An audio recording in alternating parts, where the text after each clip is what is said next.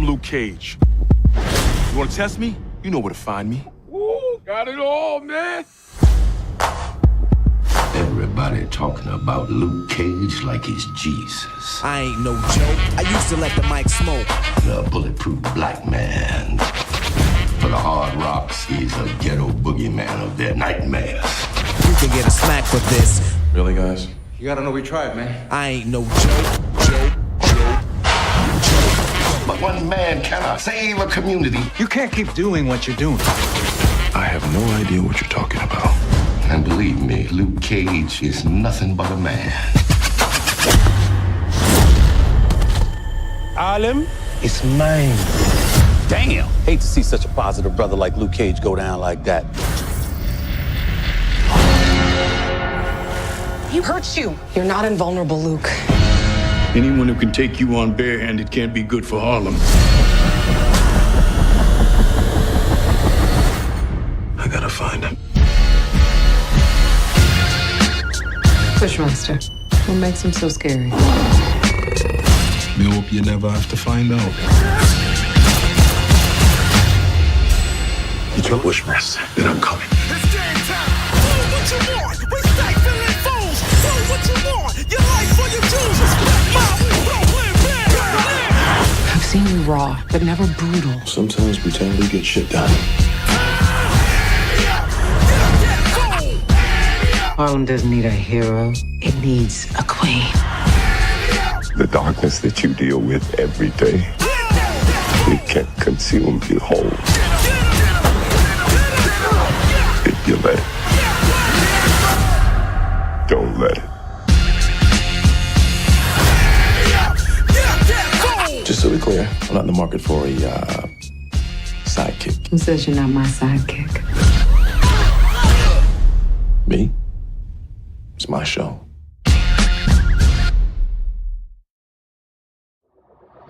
Upset officer's mother shit on them and then throw them in his face. And then on top of that, piss on his head. That's the only way. You gotta have a full bowel movement on the officer before. That's how you live on the edge. But, sorry, I had to go on that little rant there. I ain't mad at you, dog. I ain't mad at you at all. Like, you saw that lady who freaking hung a toddler and still only like not even doing no real jail time. Yeah, I saw that shit. And I'm like, wait. At work, man. Somebody showed me that. So we just don't give a fuck. Of course not. that's just all this to be had. We just don't give a fuck. It feels I don't know. I'm not paying attention to the news. I really took a news break. It's like if somebody would come to me with it, I kind of just don't hear about it. But is it more blatant now? I don't know, son. Has it always been this blatant? Because there's not much that we could there's not much we could compare it to for the mere fact that we're really just getting settled into this age of everybody got phones that record now. Right. Like now it's part of that like we have Generation Z under us and they don't even know the world without the internet or computers. You know what I'm saying? And now they're like becoming teenagers and shit. So like now the generation society is just settling into the norm is to have recorders. But they got some people who are still settled into the old world and don't realize niggas will record your ass. Because we were talking about this on my last episode of Fly with Bass podcast. I'm like, son, all these hashtag motherfuckers are getting too cutesy, and I'm wondering, like, we got Coupon Carl, we got somebody, Coupon Carl was I don't even know what does that mean? Please break that down. All right, so you know all the hashtags. I call them the hashtag hoes nowadays, dog. Like they had barbecue Becky, they had I do remember hearing about barbecue. Yeah, Becky. Barbecue Becky, they had poolside Paula, they had permit Patty. Wait, how are you even finding out about this? All this shit Facebook thing? It's going viral. It be on Facebook and these people be blowing up, tripping out. Like Barbecue Becky, of course, called the police on the motherfuckers that was barbecuing outside. I remember the one who ran. Yeah, I remember her. Yeah. Permit Patty was asking this little black girl was selling water, and she like, "Where's your permit?" You gave those people's names. They all get names. Got it. Poolside Paula was hacking up this lady and her son that was like just dude that was freaking just swimming at the pool. This dude was swimming at the pool and he's hacking up about bullshit. What else? It's like it's a bunch of them. Coupon Carl just called the police on this lady, accusing this black lady of freaking using an illegal coupon or something. Like what the fuck? There's one lady, some other, she gave her some goofy name, and she was harassing this little biracial girl for once again being around and being black apparently. And like, dude, and they got this one dude, they call him, what they call it, the one that called the police because he got fouled too hard in basketball. Oh yeah, I just saw a link to click on that, but I didn't go down that rabbit hole. Oh my god, that was real. That was it real. seemed like clickbait. It didn't feel real when I read the headline. It is very real, son. And I'm saying like it's like here. all these it's like people White like or black. Oh, white. I know. I had to ask. Come on. Come I had on. to ask. Come on. I had to. Come on. I couldn't just assume. I had No, to ask. ain't nobody you had black. to validate what I already thought. Ain't nobody black calling the police on no goddamn file. It's like when you hear it, it's kind of like, well, come on, son. I just gotta ask. Come on, son. I already know the answer. Come on, but son. I gotta ask. Come on, son. It's like it makes you wonder, like, cause you know how white was he? People are getting so like just like blatant, like you say, it's blatant, but it's like I feel like it's been there, but like the story of these people using police as a weapon, that is at an all-time high, and it makes you look at the same shit with the cops. It's like, okay, you would think if all y'all cops keep getting in trouble, not necessarily getting in trouble, that's a problem, but keep going viral and keep losing their jobs and such for killing black people, why is y'all still so trigger happy? It almost makes you feel like the conspiracy of not necessarily there's a higher force making this happen, but it seems like there's a higher sensationalism being put on these stories to sell these, just but for clicks. Right. You know what I mean? Because maybe 10 years ago there was just as many people just as many white people calling police on black people for mundane dumb shit. Maybe, and it just wasn't the end thing. Yeah, but it probably wasn't as much now. Because now it's fun. Let's give a cute hashtag. Let's do. Let's get it up. It's like ugh. And now it's like you know what the thing is like I do remember growing up without cell phones. Exactly. I remember growing up without cell phones that had cameras on. Right. I remember, you know what I'm saying? It's like, and now it's so easy. Everybody has a camera or whatever. It's like your phone is a camera, but everybody always has something. Your iPhone, your iPod is a camera. Your iPad is a camera. Every fucking thing is a fucking camera. And I want you to take this in, dog. White America in particular did not believe that police brutality was a thing until Rodney King. Man. Oh, okay, fair enough. Yeah, okay, cool. Okay, I was gonna. All the years that we have suffered through all kind of shit with police, and white people did not realize it was a thing because that was on video, and that was just, I think that was the beginning, the first seed of you having to see it on video, white America, to believe that it's real. Because now it can't be denied. There's too many videos popping up. We got too many witnesses through cameras. Everyone's a witness. Right. Well, my question is oh shit, I lost it.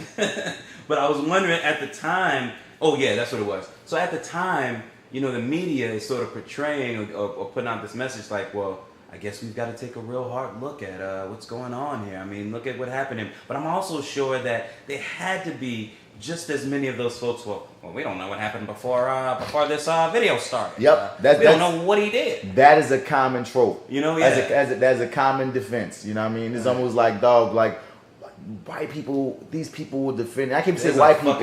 I can't even only say white people because there's some black people that are like coon ass motherfuckers that will defend the white. Because this is one cat I had to unfollow him on Facebook because I usually don't block people. I usually don't unfriend anybody. We just in this shit together. If we have opposing views, we just have opposing views. Sometimes it's refreshing to be able to see, oh, this nigga really don't think nothing like me, and he a nigga.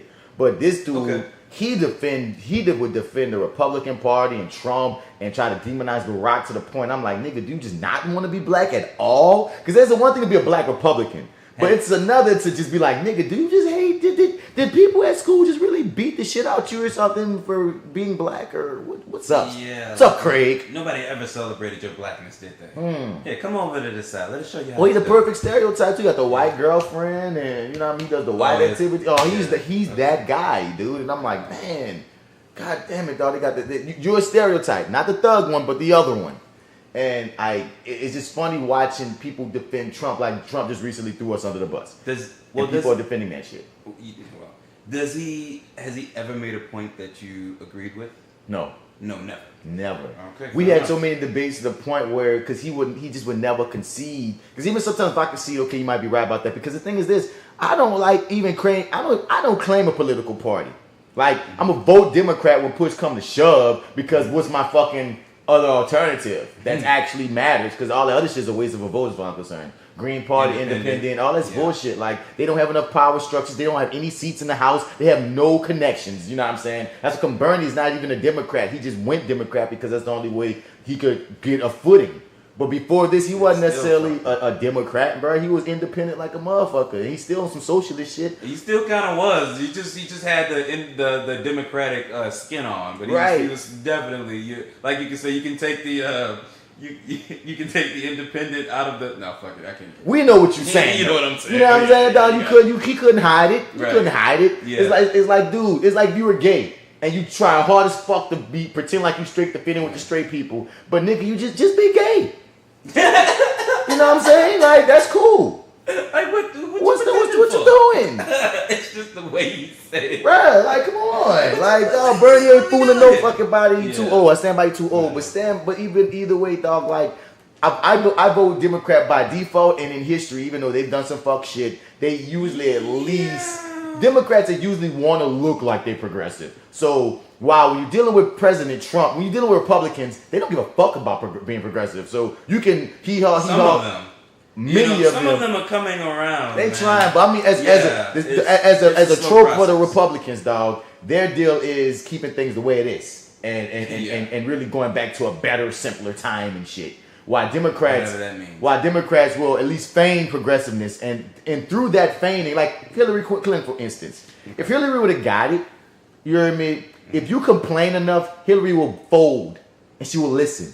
You can complain all you want to Republican president, they ain't gonna fold to the black people or the minorities or nothing. They gonna stay on their same Republican script for the most part and stick to what they feel is best for their party. Whereas the Democrats, dog, even when they fucking up, you can be like, this is wrong. You crash enough parties, and they gonna at least make a statement, or they gonna at least try to put on the brave face of, you know what, we hear you, black people. You can't deny it. So it's like, it's a funny thing. So when I look at the parties and I'm like listening to this dude all day share specific articles demonizing Barack and specific articles defending Trump, I guarantee if I pull him up on Facebook right now, he's gonna have. Let's take a field trip. Yeah, no, let's do it. Let's take a field trip. I want to go. I want to leave the yard. Because I think I'm still his friend. I just don't follow him so he don't come up on my shit. Okay. Yeah, we're still friends. I just can't have you coming up on my timeline. I'm not gonna say his name. Well, it's not like he'll ever listen to this. But let's see. That's a big boy. Let's see the type. Let's see the type. Because what's funny is I knew him in high school. He was a little guy. That's a big boy. He just got muscles, so he ain't that tall. Man, fuck that motherfucker. Man, he ain't no pimp. Yeah, this is a big boy. Oh, no. He got muscles and shit, but he probably our height is what I'm saying. Oh, okay, fair enough. I'm gonna need some help. I need some backup. You know what I mean? Man down, he a fellow actor. That's another reason why. Okay. Yeah, I don't know what he's been in, but I know he was acting. So he's from here. Yeah, he's from here. I saw him in some commercials and shit. I don't know if he's still pursuing acting. That's me. See, this is Jay Still. That's a low Jay Still. That's a low. We still recording? Yeah, we recording. Okay, fair enough. We're live on the podcast getting this call from Jay Still. What you need, woman? Alrighty. Oh no, we don't have you on speaker. No, you're not on speaker. Nah, but that I can put you on. You are now. And it's raining downtown, but I'm 5 minutes away. Yay! You're 5 minutes away, so we're already recording. We're already talking shit. So. I shot 3 skits and we had to stop at one point because it was storming. I'm sorry, but I'm coming. And my phone died. My phone is always dead. All good, dog. Hurry up. Yeah. Oh my God. I guess since I'm not following him, he doesn't have his political shit up. This is all pictures. This is weird. I feel like I've never seen pictures before. Oh, really? Dude, no. I feel like there's some Facebook shit. Maybe I've been blocked from certain things. So usually on his page it's up. Let me see what under the. Okay, let me see. Father says little Honduran girl on time cover was not taken from. See, here go the beginning of it. This is him defending Trump. Here go one of them. When you know the little Time article with the Honduran girl looking up at Trump. And you know, people was like, "Dude, she came from a family that was a family taken from her." Right. So he's found a specific article that says no, her family wasn't taken. Here's another one he shared. Trump was making kids ripping apart families. Here are the facts about how Trump isn't ripping immigrant kids from their families. Are they saying that Trump isn't doing it? That it's actually the government that's doing it? Like, I don't know. Because it's happening. What the fuck? Like, where does that story go? Oh man, I really want to know the end of that story. This is called reality check. If you know some Republican shit. Oh my god. What? Let me see. Here's another one. Migrant child crisis. He talking about how this was a crisis about how, like he said, sharing this article about how under Obama's presidency, they had slave labor still. But the thing is, slave labor has been it's been a world issue since before Barack. But he's putting it on Barack. You know what I'm saying? And saying that Barack separated families. He bring this old picture he brought up from how quickly they forget. There's a picture of these Hispanic people with this thing saying Obama don't separate me from my mommy back when. But the thing is, Barack wasn't separating families. He was cracking down on immigration, but he wasn't separating families. But that's the thing that the Republicans want to try to push as an agenda. I say, yeah, come on. What's the next one? There was another one. It's just up and like it used to be up and down this wall, and I used to be like, dude, just give it up. He was against Kaepernick kneeling. Oh, it's another. As I say that. Oh wow, yeah, no. Whatever, man. And he's I guess this dude for real. He's like an serious. act. No, he's like, serious. Is he trying to go viral? Here's another one. Obama era license aimed to let Iran convert money into dollar. Like, dude, he's always something anti-Barack, pro-Republican. Look, this one's anti-abortion and Planned Parenthood. He's one of these guys, man, and I'm too left. You got too much of this shit mixed in with like happy photos, man. Like this, you gotta pick a theme, man. Pick a theme. Either gonna parade us with your family in this interracial, makeup melting pot you got going on here, or he gonna fucking tell us about Trump. One or the other. Make up your mind, man. You can't do both. You can't do both, man. Come on. It's just hilarious that the day after Trump basically, sucked Putin's dick.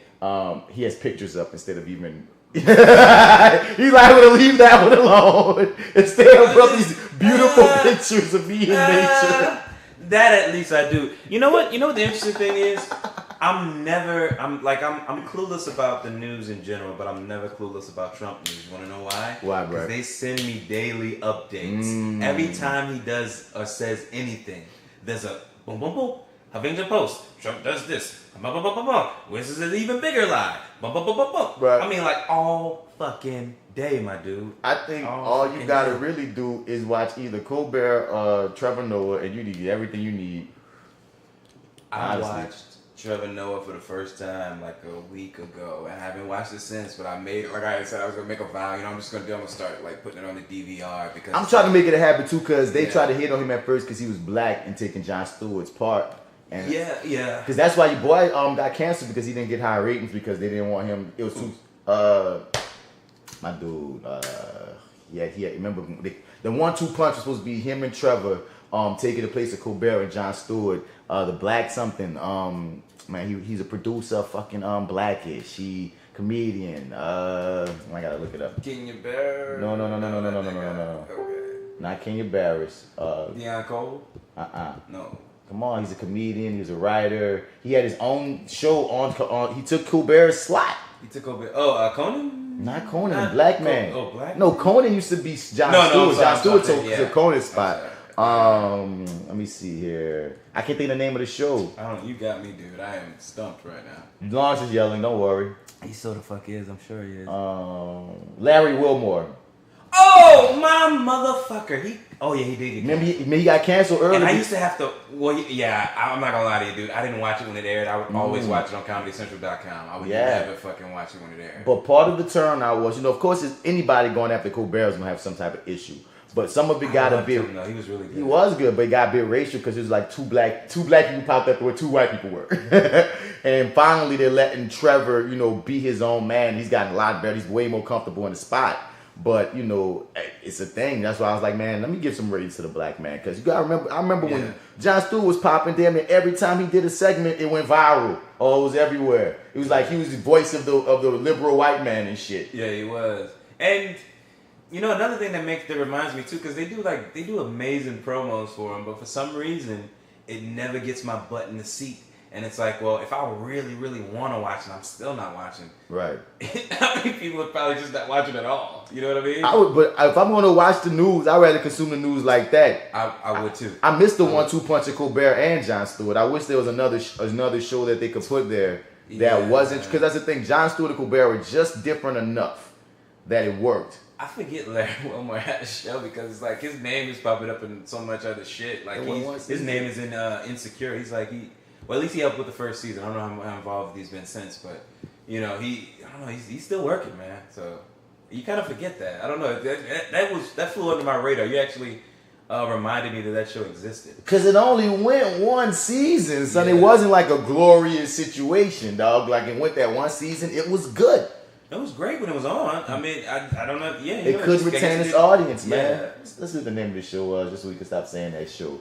Insecure, Grownish, Blackish. The Larry Wilmore show? Or the nightly show with Larry Wilmore. That's what it was, a nightly show. Because it was a daily show tonight, and he's going to do the nightly show with Larry Wilmore. And I wish they'd give him another shot at it or something, because he wasn't Trevor. You know who I miss? David Allen Greer. I liked his show too. Okay. What's the name of that shit? Chocolate something. Chocolate News? Maybe. I think it was Chocolate News. Oh, we're talking about this on the Flower Best podcast because we brought up Tales from the Hood 2 trailer drop. And oh yeah, I saw you post something, but I still haven't seen it yet. Oh shit! So we can watch that bitch live on. Oh yeah. Okay, yeah. Let's do but let me see, because we're talking about, you saw Tales from the Hood 1, right? Yes. Oh, I love. Nigga. Yeah, I'm sorry. We had this discussion. I'm sorry. You'll be knee deep in the shit. What was your favorite of the shorts? Okay, let me think. Cause I like a lot of them. Out of the four, it was four. Okay, out of those my favorite, because I know we're gonna knock that last one out. Because I didn't really care for that last one. You didn't like the last one. That's funny. It was because it was hit or miss for me. Don't get me wrong. I like that actor. The guy was the main guy that played Crazy Kate. Yeah, I forget his name. Lamont something. Maybe. Yeah, didn't he die? He did die. Yeah. Oh yeah. But yeah, I like that guy. I like him a lot. Yeah. But anyway, I want to say the one with Rusty, the one with Paula J. Parker, and what? That's my motherfucking Marty, nigga. Yeah. That was my favorite. Yes. Okay, cool. The one with the kid, the monster with David Allen Greer. Yes, I don't know. It was like you gotta draw it. And boy, I started rip the page, destroy people under the Met dog. That was the do it, man. You gotta do it. That one touched me because all four of them to me were good. I even like the last one, dude. I quote. You tried to make me look like a monster all the fucking time, dude. All the fucking time. I love it. Yeah, that's the shit though. No, but like, yeah, I do really enjoy though. Secondly, I want to honorable mention the little dolls. See, and that's usually the one that comes up the most. That's the one that's most iconic because of the doll. You know what I'm saying?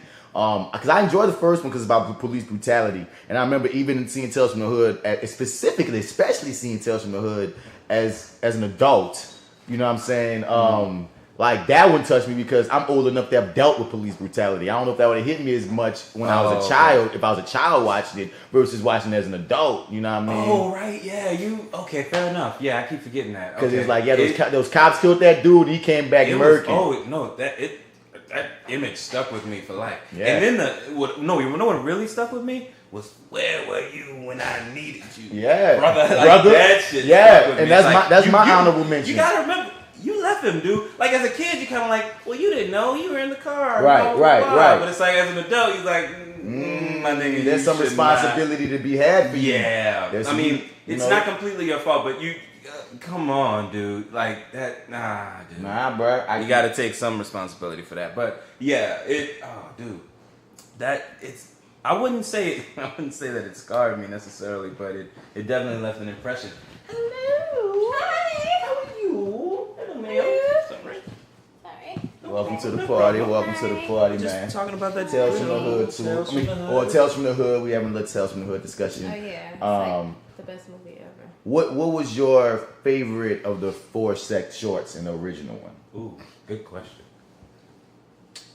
Inquiring Minds want to know. I've only seen it once. I'm trying to remember which one I like the most. Though. All right, so the first one was the police brutality one, Yeah, where That one was crazy. the second one was a little boy with the monster, and I mean the little boy in a domestic abuse situation, and he drew the freaking Oh yeah, the monster. He kept talking about the monster. and the monster was his really dad cute, yeah. beating up on That his was- mom and that- shit. I don't know. That was kind of like. The third one was with the dolls. That was my came back favorite to one. life, and the fourth one was your boy, the Clockwork Orange situation Wait. with Crazy K, and she was they was trying to Ties remember into Clockwork the whole Orange. They thing. tried to basically brainwash him into being better, and it didn't work. And they showed him all the people he killed, and Nah, I like the dolls because I'm a fucking person. And I low-key just wanted that to happen in real life. That was my favorite one. and that was so poignant, given the fact that it's basically Donald Trump now. Exactly, which is Yeah. why I liked it so much. Oh, fair enough.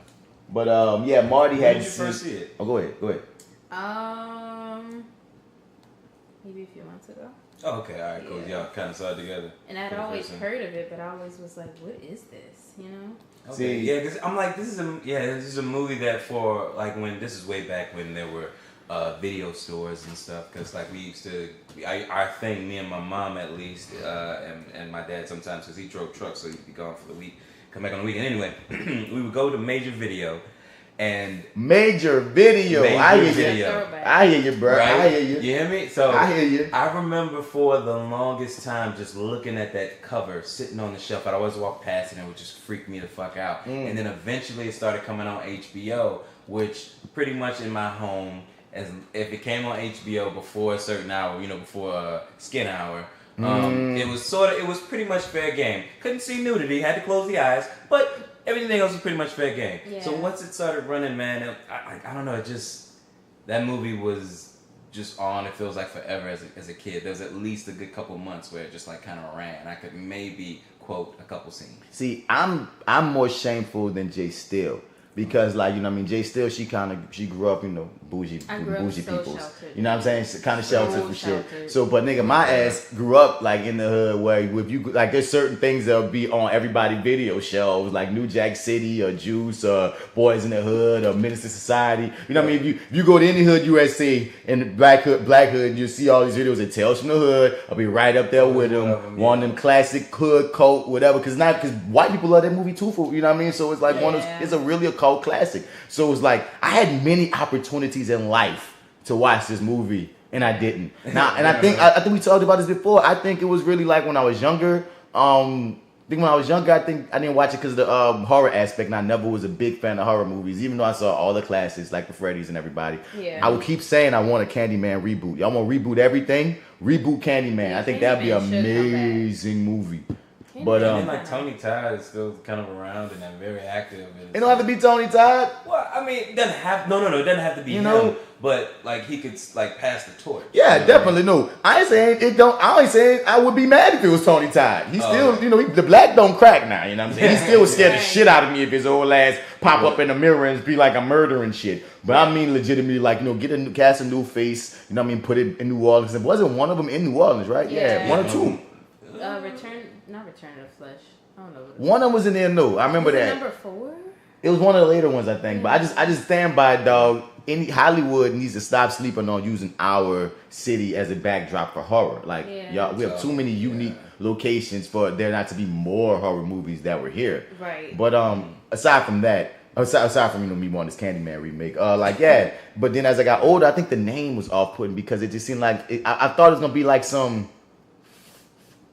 like a scary like spoofs. Like I don't feel like watching y'all try to do some bootleg, probably not that funny horror movie shit, but in the hood. So I'm thinking I'm about to see all these stereotypic, tropes and bullshit. I'm like, I started getting bougie on it. Like, I don't know if I'm gonna get to it when I get to it and like, dog. And I think I made the declaration if I booked this, I was gonna watch it. And like we spoke on before, amazing film. But your favorite one is the Dolls. Me and you got the same favorite as the Monster. I think Joseph's favorite was the last one with Crazy K. I think Joseph's favorite was the first one. I think D-Mac's favorite was the last one. I don't know. Don't quote me. I know we all had different favorites. Yeah. And that was an interesting thing. Because I was like, oh, okay, we all have different favorites. And I feel like that one with David Allen Greer doesn't get talked about enough. Really? Okay. I would say about the Dolls. That's the one I hear about the most. Somebody might bring up the crazy kid one. The police brutality one doesn't get talked about a lot, but they always show the image of that your boy. They show his image a lot of him coming back from the grave, the zombie dude and shit. But I think the first two should get way more love. Yeah, agreed. But like, yeah, so here go the trailer for Tales from the Hood 2. I won't speak after this. I want to see what y'all saying because I'm going to be biased. All right. Hold up. I done muted this bitch. Hold up. Who is the devil? The devil. The devil. All right. Take 2. No one tells stories as well as I.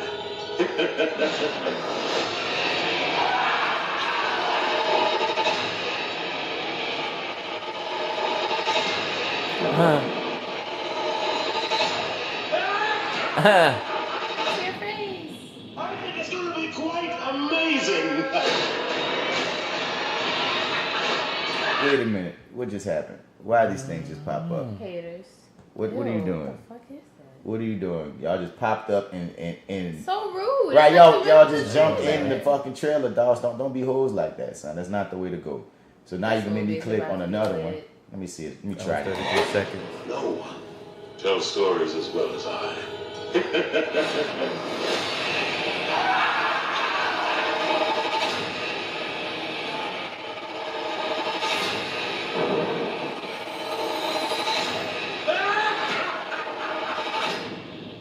I think it's going to be quite amazing.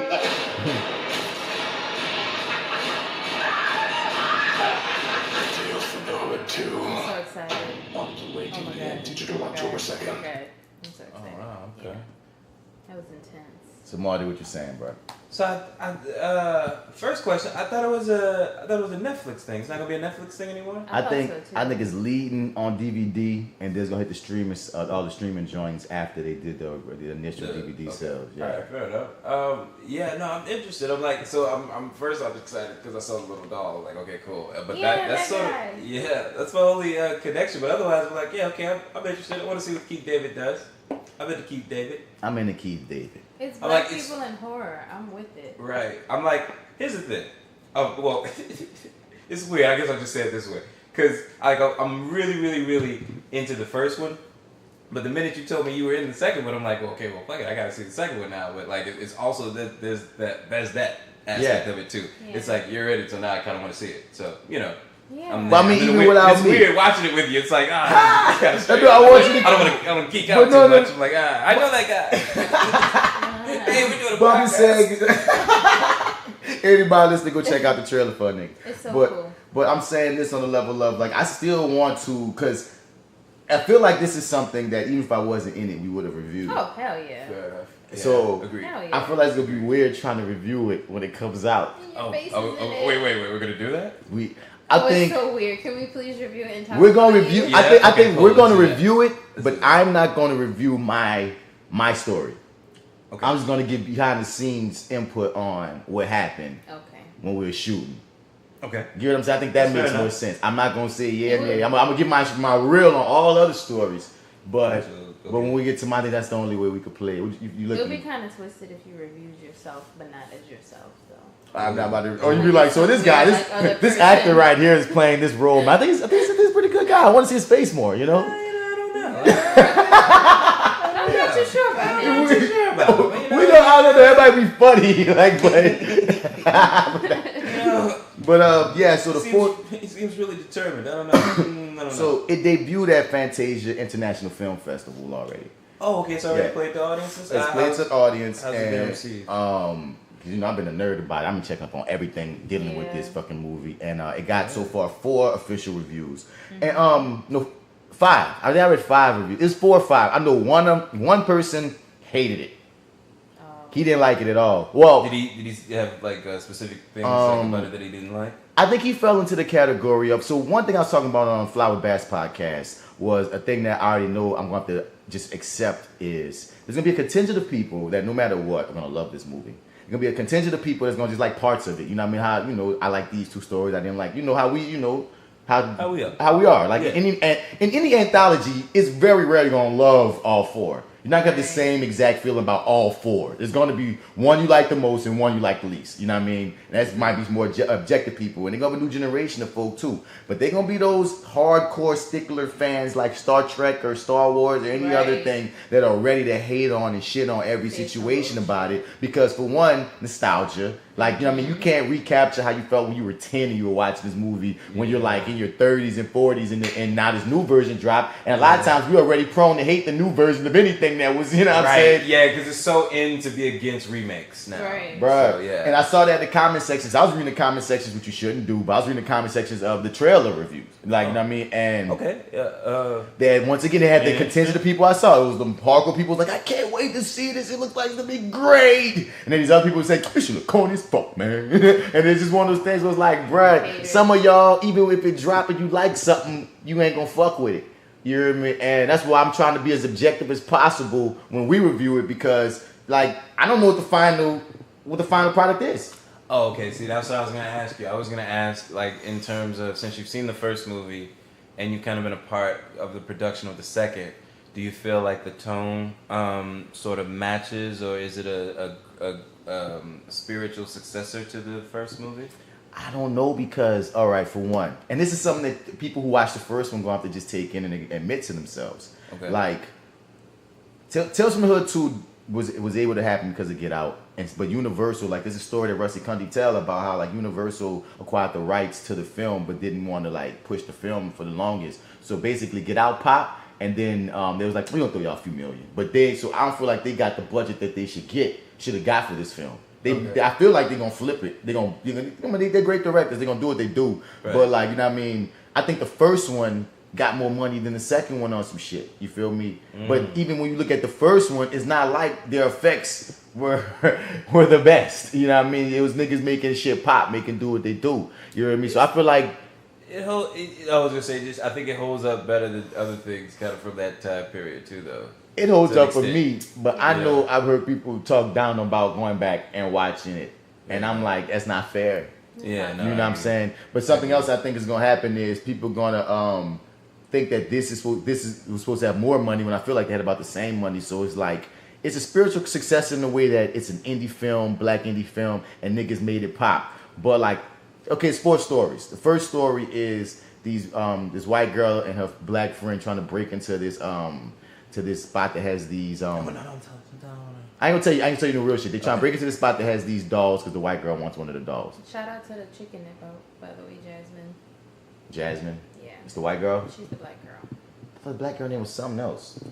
In real life, her name is Jasmine. Okay. The second one is mine, and mine deals with me and my niggas be trying to get this pimp nigga, with this reformed pimp nigga to give us some money, but he trying to be reformed, so you know what I mean. And I'm not gonna give you more on that. The third one is these it's dealing with these cats trying to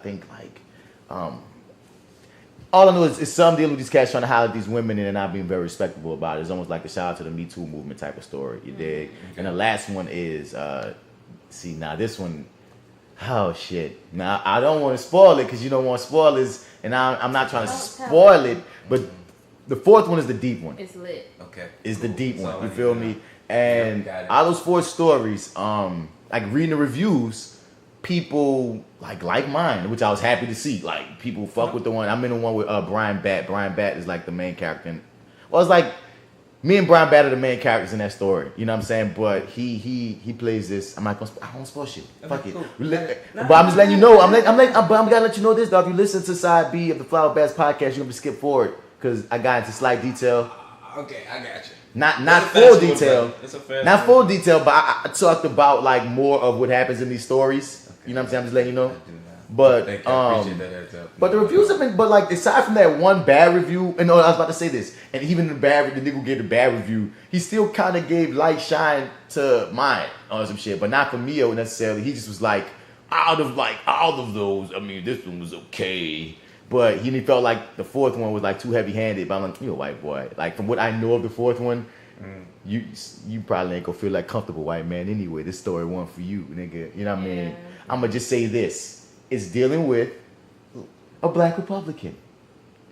How about that? How you about that? How you like think? that How you came think out? Rusty and Darren Scott? How you think Rusty Cunningham Darren Scott will take on to that in modern times dealing with the Black Republican? I mean, that's what I'm gonna give you about the fourth one. You know what I'm saying? And it's gonna go left. I'm not gonna tell you how, but you know, you dig. The reviews have been pretty cool, but I feel like we gonna see when the shit actually comes out because I think it's gonna be one of those joints that you gonna love it or you not. Straight up. I love it. I'm ready for it to come out. I'm ready for it to come out too. Yeah. Yeah, I'm excited and nervous because, like you said, I'm in it. I'm in it. I saw my face when the trailer dropped, and I saw my face. I was like, "Oh shit, I'm in it. Of course you're in it. I'm in it. Let's go." And they got a few things coming out. Sunday, I found out this indie film I was in called Blaze that was directed by Ethan Hawke. Apparently, that's coming out. That's the Mahershala Ali.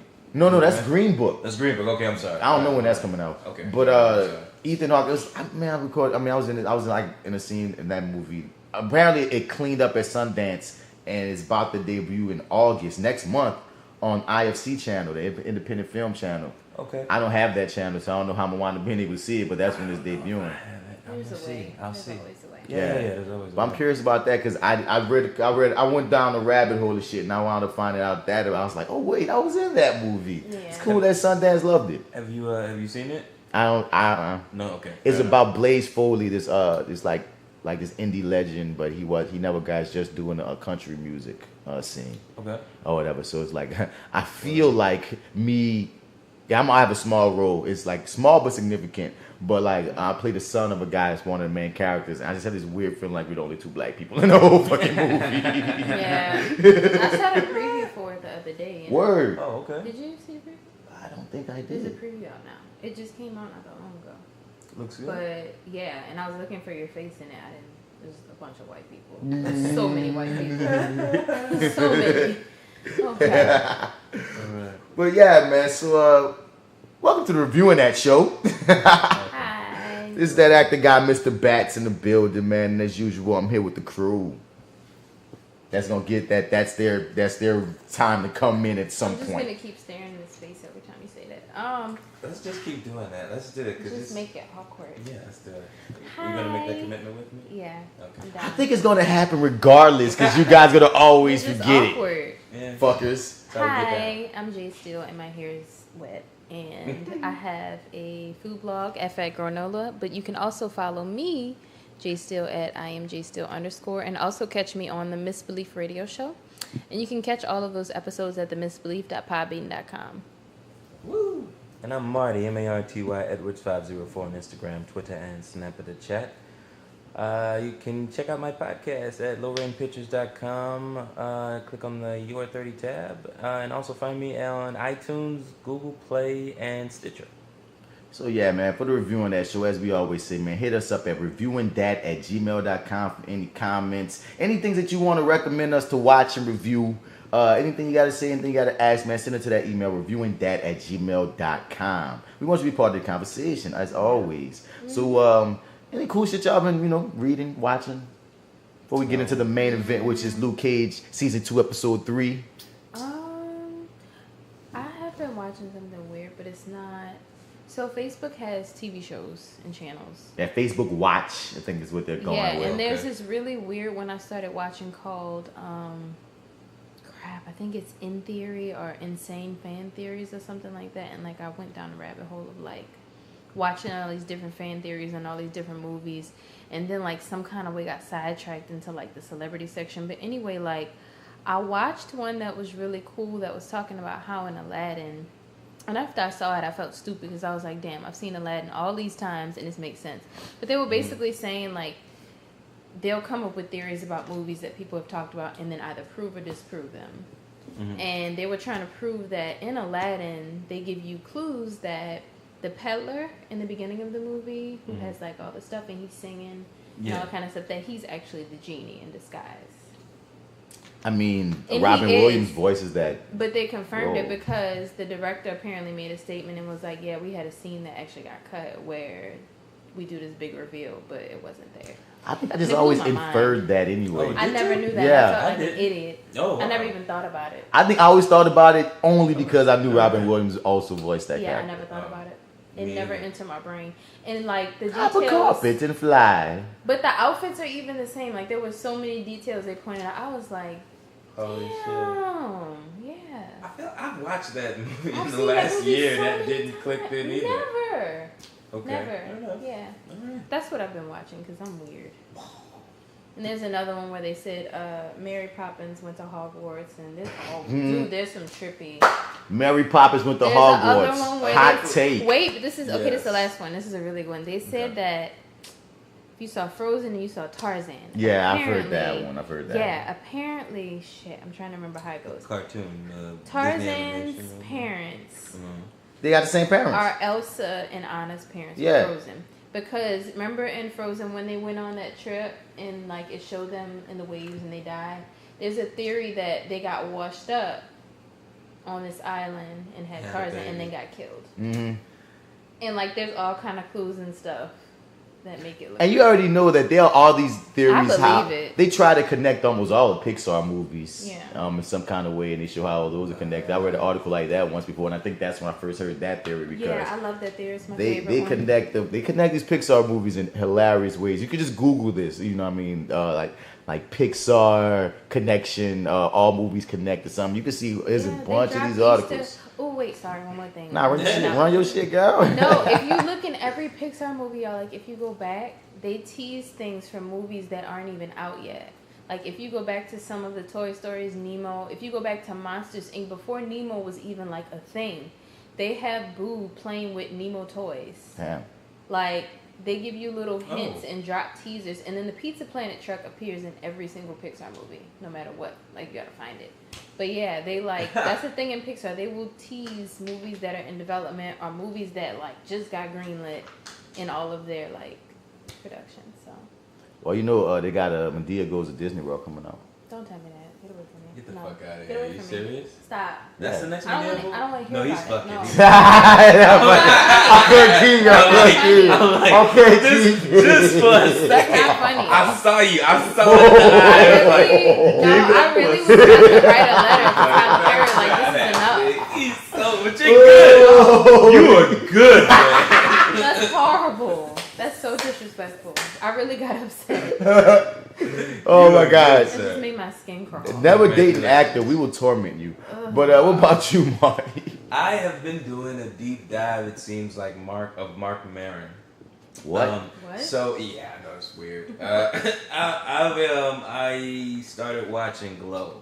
And season 1... you were talking about Glow on what you call it. That's another thing from y'all episode I want to talk about. Remember, I told you a couple other things from y'all episode I want to touch on with you. One of them was some wrestling shit. One of them was, yes, Lawrence, Papa John's pizza sucks. That shit is nasty Tastes as like fuck. ass and cardboard. Oh God, I've never enjoyed their pizza even before they added. Even before they added racism. Oh wow, okay. Even before they sprinkled the racism. Even before they sprinkled the racism, I can't do it. Like L-Dub said, it's this nasty ass, sweet ass sauce. It's just nasty. The face you just made though made me never want to I eat actually again. hate all pizza franchises like Domino's, Pizza Hut. I think they're all gross, but Papa John's is like really gross. Wow. It's really bad. She said go to a specialty Go to restaurant. a real pizza place. They're okay. They're okay. They've declined. Oh, I haven't been there in a while. Yeah, Okay, fair they've enough. declined. Okay. All right. Yeah. Aww. But yeah, Glow. Yes. Okay, I was yeah. tripped out because Glow was a wrestling organization that was out for maybe like I want to say 5 or 6 years. That was all women run, and it was a real like WWE independent like joint. And I didn't know that the Glow that's on Netflix it's a drama with actors and shit. Yeah, that's the only one I knew of. Yeah. Nah, no, it's like, you know, I watched WWE, like it was its own woman, like there's certain women organization. It was Glow, it was Shimmer, there was there's these few independent wrestling companies that, I didn't know that. up top to bottom, women, majority women. And I remember Glow was one of them, but they like I said, they lasted maybe 5 years, I think. But I remember being around, so when I saw that there's something on Netflix, I thought it was like, you ever heard of Lucha Underground? No. Lucha Underground is an all Mexican wrestling organization, and they kind of weave in, like, instead of doing the backstage like interviews and stuff, they shoot like real scenes to build up their stories, but then everything also, the fight always happens in the wrestling ring with wrestlers. Right, And Netflix, and they only used to come on with Hispanic channel. I don't remember the name of the Hispanic channel, but it would come on there, and Netflix bought the first 2 or 3 seasons of Lucha Underground. We looked it up right now. Lucha Underground, as it is on Netflix. You can catch up on watching that. So I just thought Glow got the same deal. I thought, it's still for wrestling company, but it's we just get to see a season of them do their storylines like regular wrestling. But okay, you thought it was sort of like just the show that originally aired just being put on Netflix. That's what Lucha Underground does, and they have their, like I said, since Lucha Underground like flipped the game because those scenes that they shoot like movies. That it's something that WWE, that's something like never before seen shit they did. So I felt like, okay, maybe Glow flipping it like that. But no, it's a drama. It's an actual TV show. Yeah, it's a dramedy. But yeah. But I mean, it's a TV show for real. Right, it's a real TV Tell me show. about this show, bro. Okay, so the show, also too, Netflix, if you're interested, also did a dive of Glow apparently, because there's a documentary about the real Glow organization. Word. And sort of like the ladies and what they're doing now, and there's this whole like reunion that kind of gets inspired because just to get more viewers to their fucking show. Yeah, exactly. Yeah. So yeah, right, it is. Yeah. But so what I did was I actually watched the first season of Glow, and I was like, okay, you know what I'm gonna do? I'm gonna watch this documentary, but if I start it, I'm gonna finish it. I can't watch anything else until I finish it. So I made myself finish it, which it kind of drags. It's about an hour, maybe. It's not even an hour and 20 minutes. It's maybe a little less than that. But about 20 minutes left in it, I was kind of losing a little bit. But anyway, it's really interesting. The show though is somewhat different. They take it's the essence of what really sort of happened, kind of glamorized and kind of made to work in a 1 hour drama format, basically. But the story is what about the wrestling company trying to stay in business? Yeah. Well, so this rich guy in the show, decides that he wants to put on a wrestling show, but he wants to do it all female, right? And he wants to do it independent and go to all the local markets and whatnot. So he hires this director who sort of had a couple hits, but is kind of washed up. But he's really competent, he's really, really talented or whatever. He just sort of needs a second chance. But basically, they have a casting call. They get a whole bunch of actresses to come in, and none of the actresses know they're auditioning for a wrestling show. Like none of them know it. So one of them is this stunt woman that is friends from the director. Like whatever the director is on, they have a relationship. Her and her husband. So the project he's working on, he basically brings them on too. So she's in the crowd or whatever. So he's like, listen, you're here for a wrestling show, ladies. If that's something you're not down for, you can get up and leave right now. And about half the people get up and they all leave. Right. And so the people who are left sort of are, taught wrestling and they, through over time, they develop characters and they put on a show. And the first season is about them, sort of teaching everybody the ropes. There's this one woman who's she's a legacy basically of this wrestler in the show in the world, and she basically sort of teaches most of the girls like how to do the moves and whatnot. And it was a real dope movie. It was a real dope show. Mark Maron was the shining light of the show. Also, I think her name is Allison Brie from Community. Yeah, she's in it. She's that's like one of the stars. That's what made me find out and realize it's a TV show when they said, "Oh, Allison Brie's in." I'm like, the actor? Yeah, I was like, okay. She's really good. Like she does. Like I really like her in this role. I think her name is Ruth, and she's sort of. I don't know. It's really, really strange because she is an actress who was kind of down on her luck, and she kind of got this gig, and it sort of turned into this family or whatever, and she started to get more and more responsibility. And as you see the show develop, or at least the show develops her character, you see how brilliant she really is, and how like the show is really crucial. How it works, just in the show, I guess. Basically, it's really crucial that she's there because she's sort of the missing link in everything. Like when well, I don't want to spoil anything basically, but It's a majority woman show. yes, yeah, definitely. It kind of jumps back and forth really with the directors, but Genji Cohen, the Weed, yeah, God, she writes one episode, and I'm just like I kind of like was wait a minute, she on the writing staff, but she never shows up again. So she just kind of wrote that one episode, and you guys kind of bowed out or whatever. I don't know what happened there. But anyway, it's really interesting. Then the second season just dropped recently, and I just plowed through that. Whoa! And one episode, like I don't want to spoil too much of it, but it develops as it goes along really organically. And I'm wondering how many seasons they have left. It's only 10 episodes, so it's not a long journey. Basically, you can get through it, pretty quickly. What was I gonna say about the second season? Anyway, yeah, basically, Mark Maron once again was the breakout star. So I've also been watching his show that was on IFC, Maron, which is basically he has this podcast called WTF. If y'all ever heard it before, have you ever heard of Mark Maron before? I'm trying to get in my head who the fuck is Mark Maron, even though I know the name. That's why I'm about to Google this person. Okay. He's I know his name. He's basically he's this comedian that does his podcast out of his garage in real life, right? I've been listening to a few of them. He's got Lil Rel Howery. Is that how you say his name? Yeah. Yeah. Okay. I think so. He interviewed TSC motherfucker. Yeah. I'm listening to one of the episodes that he interviewed with him right before Uncle Drew came out. And he basically does not look familiar to me. Does Wow. not look familiar? Wow, Okay. I do not know Mark Maron. Wow. Okay. Not even a little bit. I'm extremely fascinated with this cat, man, because he's basically this comedian who kind of just really broke out with this podcast that he does out of his garage, and it's just basically all his his famous friends and everything. They just kind of come in and he interviews them, and my dude has all these credits, and I've not seen not one thing of. I've not seen any of these things. That's what I'm saying. Like he's been active since '96. Yeah. Wow.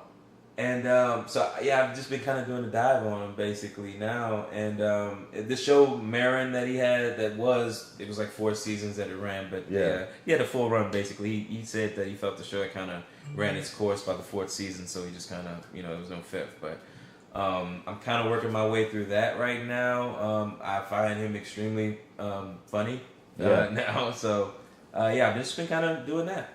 Feel that, man. Yeah. Right now, like a lot of my shows on break, you dig? So the things that I mainly look forward to are one, Cloak and Dagger, which has been great.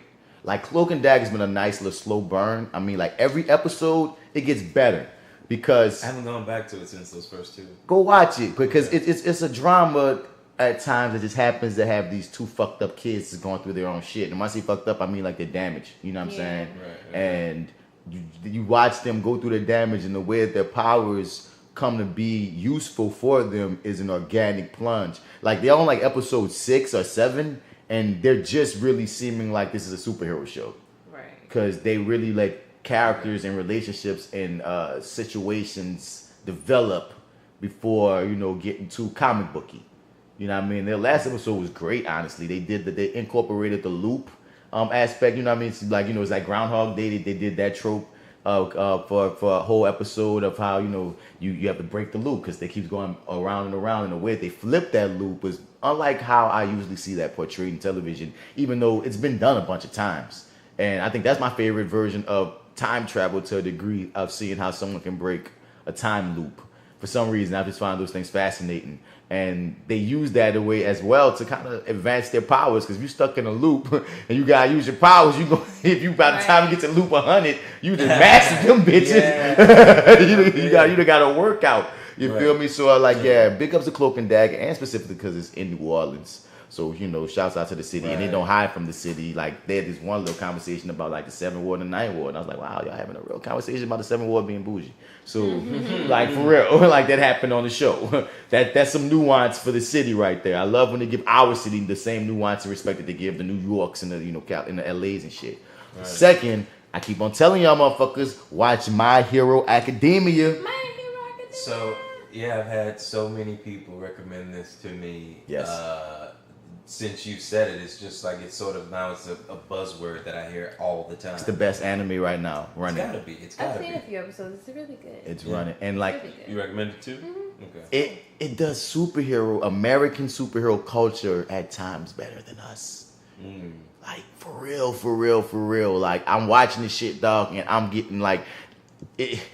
Like even their main person, All Might, which is like a riff, I guess, off of Superman, does Superman better than Superman, and it's tongue in cheek, but it's still heroic. Dude, like it's something that you would enjoy watching, bro, just because it's a superhero backdrop. Like the kid is trying to become the best superhero in the world, and he's born with no powers. Yeah. So watching this little kid get it in, and the thing is, they built an awesome cast. They built the cast. They're all in school trying to be superheroes. They're all in school trying to be superheroes. But it's an amazing show. I will highly recommend it. I'm gonna keep talking about how it goes hard. And the third thing is something that we all watch: Power. Yeah. Oh yeah, of course. Have you been keeping up? Cancel Christmas, baby. Yeah, of course. Yeah. How y'all feeling before we jump into the main event? How y'all been feeling about Power, man? I'm trying to remember what the last thing was that happened. To be honest with you, now that you say it. I don't remember. So Power has fallen off apparently because niggas don't even remember. And one thing I have noticed that the hype has gone down a bit. Even though the viewership, technically by the stats, they've increased viewership. You don't see that next time you get on social media, everybody's talking about it, feeling that it used to have. Everybody kind of knows what everybody's on. It's like, okay, y'all doing the shit y'all Yeah. doing. If I may though, they sold us on some hype with, now Kanan's gonna be working with Ghost and it's gonna be working with Tommy and it's gonna be a trio going up against Dre and like Dre is walking up on Ghost at the cemetery and it's just like they have a conversation where it's like you can't fuck with me and it's like he walks away and I don't know, it's just what was he sold supposed us to more do? excitement. I don't know, they just sold us more Cut his excitement. head off, man. Yeah, I don't know, and it's like it's just I think it's not it's as building. exciting. Don't get me wrong, I'm there. Yeah. I'm with them, And but then, it's like yeah, it's not the same. And then the gaps too.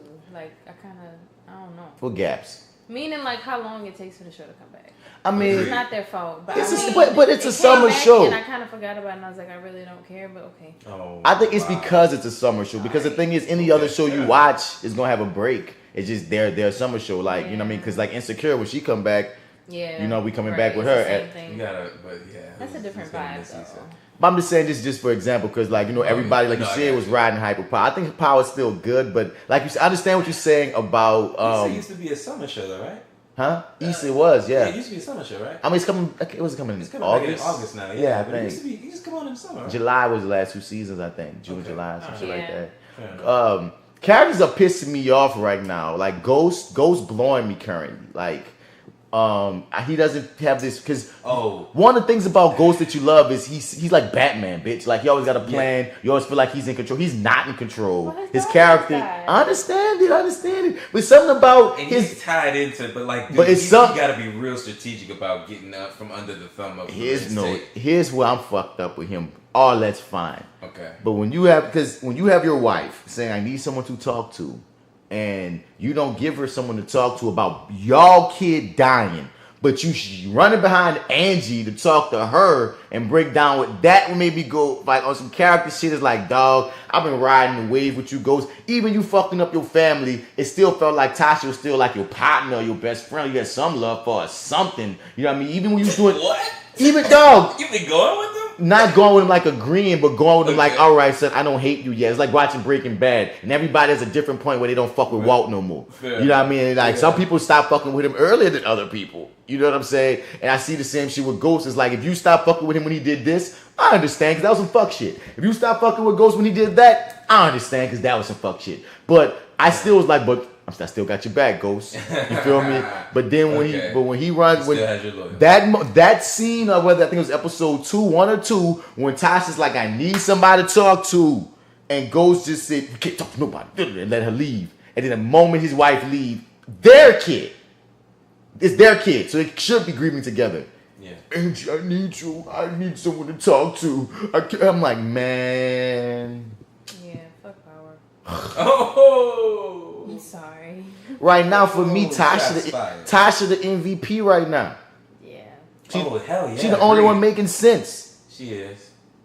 I feel like this is just, and maybe they're always making bad decisions now that I'm really thinking about it, but it just feels like the season of bad decisions. Yeah, it is. You know, left and right. Y'all fucking up. Tommy don't even know he about to get fucked over. Tommy is just Everybody's making just bad dumb as fuck. Yeah. But Tommy always makes bad decisions. Everybody's just But stupid. he's like, like he makes them on such a monumental level. You can only make so many. Right. You know. Like, I mean, my Tommy is not one of those characters that lives at the end of this I was anyway. about to say, Tommy about to die. I don't think he's about to die in this season. Tommy has death on his. Yeah, but I think whatever's the last season, I think they're projecting 5 seasons as they want. Tommy gonna die. Definitely gonna die. I've already. What season are we on now? I think 4. Oh, all right. This is season 5. I think we're 5. Yeah. This is 5. Well, they must be going for 6. I know last season 50 said they had 2 more in them. Oh, okay. So whatever. So this one and the next season is apparently the last one. I'm always questioning whether or not he's gonna be on the show in between seasons and stuff, man. Because like I feel like he's always beefing with the. That's all hype. That's all 50 is it all Cent hype. Okay. I mean, no, it's not proven, but it just feels like that's 50 Cent hype.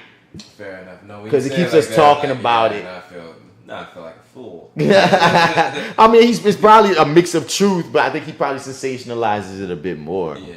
But I feel like we just be watching 50 do 50 on Power. It's just him. 50 is a very petty human in real life. Yeah. Right. Kind of evil. Too. But I will say this about the show: they are putting all of their characters in precarious situations.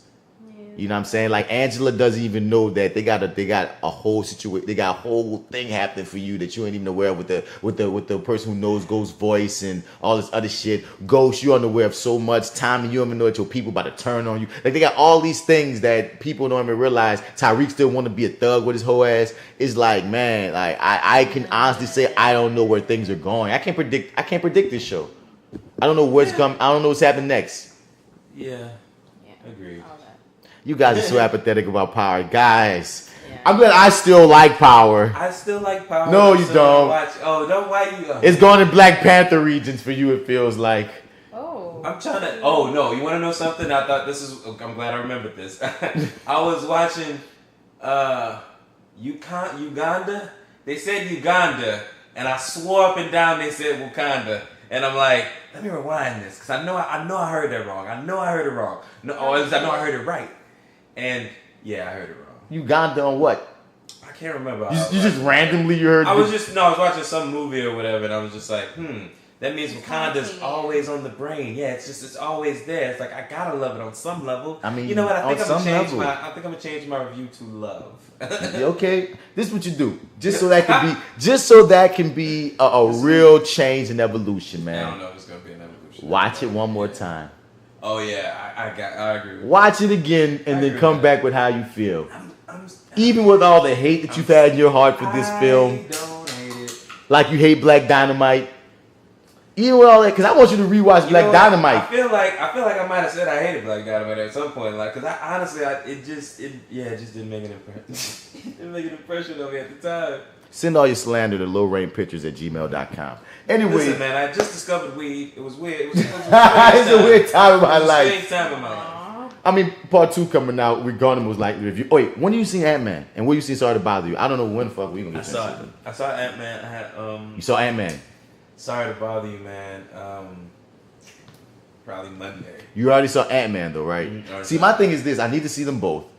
I feel like Sorry to Bother You is going to leave theaters before Ant-Man, so I'm trying to rush to see that first, just because indie movies tend to leave quicker. Yeah. You know what I mean? But I want to see Ant-Man because I feel like that's the one that we should review next, because that was the newest Marvel. Right in the line, yeah. Did you like it or not? I don't want nothing past that. Ant-Man, yeah, Nate. You liked it? Yeah. I gotta get you to see Ant-Man 1. Miss Always Behind. I need to rewatch 1 though, because I didn't remember anything. There's not a lot of reference. Never mind. I'm gonna keep this to myself. But yeah, I need to see Ant-Man. Ooh. What you was about to say, woman? I purposely avoided Ant-Man. Why? Ant-Man. Why? What does that mean? Why? It just sounded stupid. It what? We didn't hear that. It what? It sounded stupid. And the preview looks stupid. All right, so I'm not even gonna speak on it. I'm not even gonna hype it up. We're gonna watch some Ant-Man. How do you feel about Paul Rudd? Exactly. That's why. What? You don't like Paul Rudd? I love Paul Rudd, but when I was like superhero, I was like, I'm not watching that. Okay, I think we're good. It kind of. I think we're good. I love Paul Rudd. If you love Paul Rudd, we're gonna watch this. We're gonna watch Ant-Man. I'm gonna make sure I get this. Surprisingly, weirded me out. I was like, wait, why is this happening? But when you see the movie, you see. I want you to. I definitely think they make that make sense. They make Paul Rudd as a superhero make sense. Okay. I'll say that. Wait, but you've seen Civil War, have you? Kind of. Okay. Don't look at me, bro. We're gonna just sit your ass down and gonna have a whole Marvel ramp through. I have, but I haven't. Okay. Well, yeah, guys, that was a pre-show. You guys. Now we about to get into the main event. The main event is Luke Cage, season 2, episode 3, Wig Out. Let's press play on this motherfucker. Y'all any initial impressions? My favorite part about this whole episode is the end. The last few minutes. Yeah, that's the best part. Can we just skip to that? You are a cranky fucker today, Jay Still. I'm not. I like it. It's funny. Jay Still. What you saying, Marty? I didn't get to finish the whole rewatch of it this time around, but I didn't even rewatch it. Oh, you didn't even rewatch it? No, Okay, fair enough. I'm just going off memory because I've already seen it at least 2 or 3 times watching it the first go with people. Okay, all right. I enjoyed the beginning of it. Initial impressions, I just remember like the first 20 minutes so far, but we get so much in the Bushmaster scene when he gets sort of introduced in that very first scene that we get with him, and then also too when I was watching this originally, all I'm doing is waiting for that goddamn end of this episode. Right. Like we're waiting for this the entire run, so it's like you know, and we also get that big fight between Luke. I'm sorry, didn't care. Sorry, I just wanted to get to the fight. Okay, all right, fair enough. I just wanted to get to the fight. I thought that was powerful. It was potent too. That fight. You know, it was cool and everything. But okay, so we start back where we left off with Luke beat the shit out Cockroach, had to call Claire, and Claire's even reprimanded him like, "Nigga, what the hell is you on?" Yeah. And so how do you feel about Luke's behavior here? I mean, Luke's definitely out of line, and we all agreed in that. I think he was appropriate. Oh wow, you think he was appropriate? Yeah. I have my own reasons why, but yeah, I think fair enough. I kind of wish, Okay. I like the fact that he did what he did. I mean, EMT said, "I wish we could get him to beat up my sister husband or some shit like that." Yeah, that's what sort of made me scary. I mean, he's a wife and child beater, and but Luke Cage could kill. He only beat the child because he. But I mean, in this regard, I feel like Cockroach should have. I don't know, man. No, I mean, you've had a heavy level of disdain for Cockroach ever since he's been on the screen. I feel like he's probably one of the most hated. Child and wife, you deserve to die, man. I mean, even before that came up, he just was a piece of shit. Like he is a piece of this shit. guy plays piece of shit great, Dorian Missick. But I sided with Claire when she tells him later about Luke. We watch you pluck niggas in the head and knock them out. Like you savagely beat this man. I mean, but I'm sorry. You want that for Luke though? You want that for Luke? Yeah. No. That was a hesitant no. Her truth is what she's saying. Her truth is she about that beating. I won't argue with. I wouldn't argue with a woman beater getting the shit beaten out of him. Accidentally killed him. Oh well, goodbye. But that's Luke Cage. You gotta be better than that. Fair enough. I mean, you know, yeah, fair. No, I hear you. It's just for me. This is kind of where it shifts. You know, for him, like it starts to shift. You know what I mean? It's right here in the beginning. So, and she hasn't seen the whole season. When you have the point of view of the whole season, it really makes even more sense when you watch these scenes. Right. Yeah. Okay. Where are you now? 5. Okay, cool. There's still things we can't really say around her. That's why I'm trying to just, dance. No, yeah, I appreciate that. Thank you for reminding me though. Yeah. But oftentimes, I know we criticized on the first episode about they keep speaking of his anger that he has brewing inside, speaking and speaking. We actually got to see it. Yeah. Here. And like you say, as far as seeds for the future, yeah, that's definitely there. And he really didn't have much remorse. Even when he got shaken up about it, felt like he was more shaken up that the kids saw him and that Claire was judging him than, I squashed a bug, Right. Yeah, agreed. As he should be, and I feel like in a way, I haven't seen the whole season, but I feel like that's foreshadowing. it's foreshadowing in a way that Possibly. that only makes sense at when you see it, because it might not be what you think. But once you see it, you're gonna get spot it. on. Yeah. Once you see it, you're gonna get it. Definitely. But yeah, this was an interesting season, man. They really yeah. But back into what's going on, Bushmaster. I appreciate the fact that he looked like he got some. Okay, fair enough. Never mind. I'm just give that to myself. What? Nothing.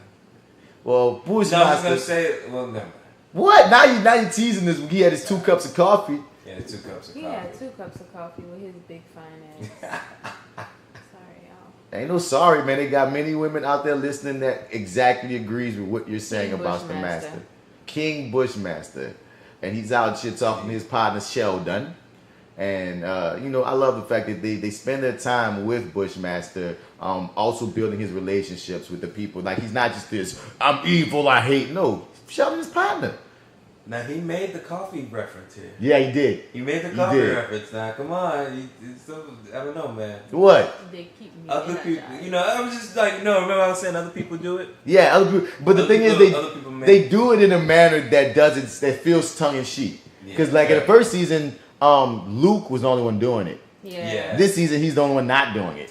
Right. He reacts to other folks saying it, but he doesn't really do it. You know what I mean? Right. But this is what we dive into him saying about how he said him vex me. Because the thing is, I love his relationship with Luke in this series because he don't hate Luke. You're just in the way. By him. It's like, ugh. Even if I take Harlem from Mariah, Luke still has his heart. And I want the heart and the body and the soul. Like, I want it all. Tattoos, socks, and drawers. So, they have this build up towards us wanting to see the showdown of Bushmaster and Luke, just by us being able to sit through Bushmaster's point of view almost just as much as we see Luke's point of view. And Luke is haunting this man. I also didn't notice the first time around. I don't. Did you notice when he asked? You probably did. You've seen it said multiple times, but he said, "You still got your little birdie at Harlem's Paradise." Yeah, I caught it. Yeah. I didn't catch that the first time. I caught the second or third time, and I don't know if she's far enough to even really get what that is. Okay, fair enough. Is that like implying a spy? Just keep watching. Keep watching. I wish you saw the whole season.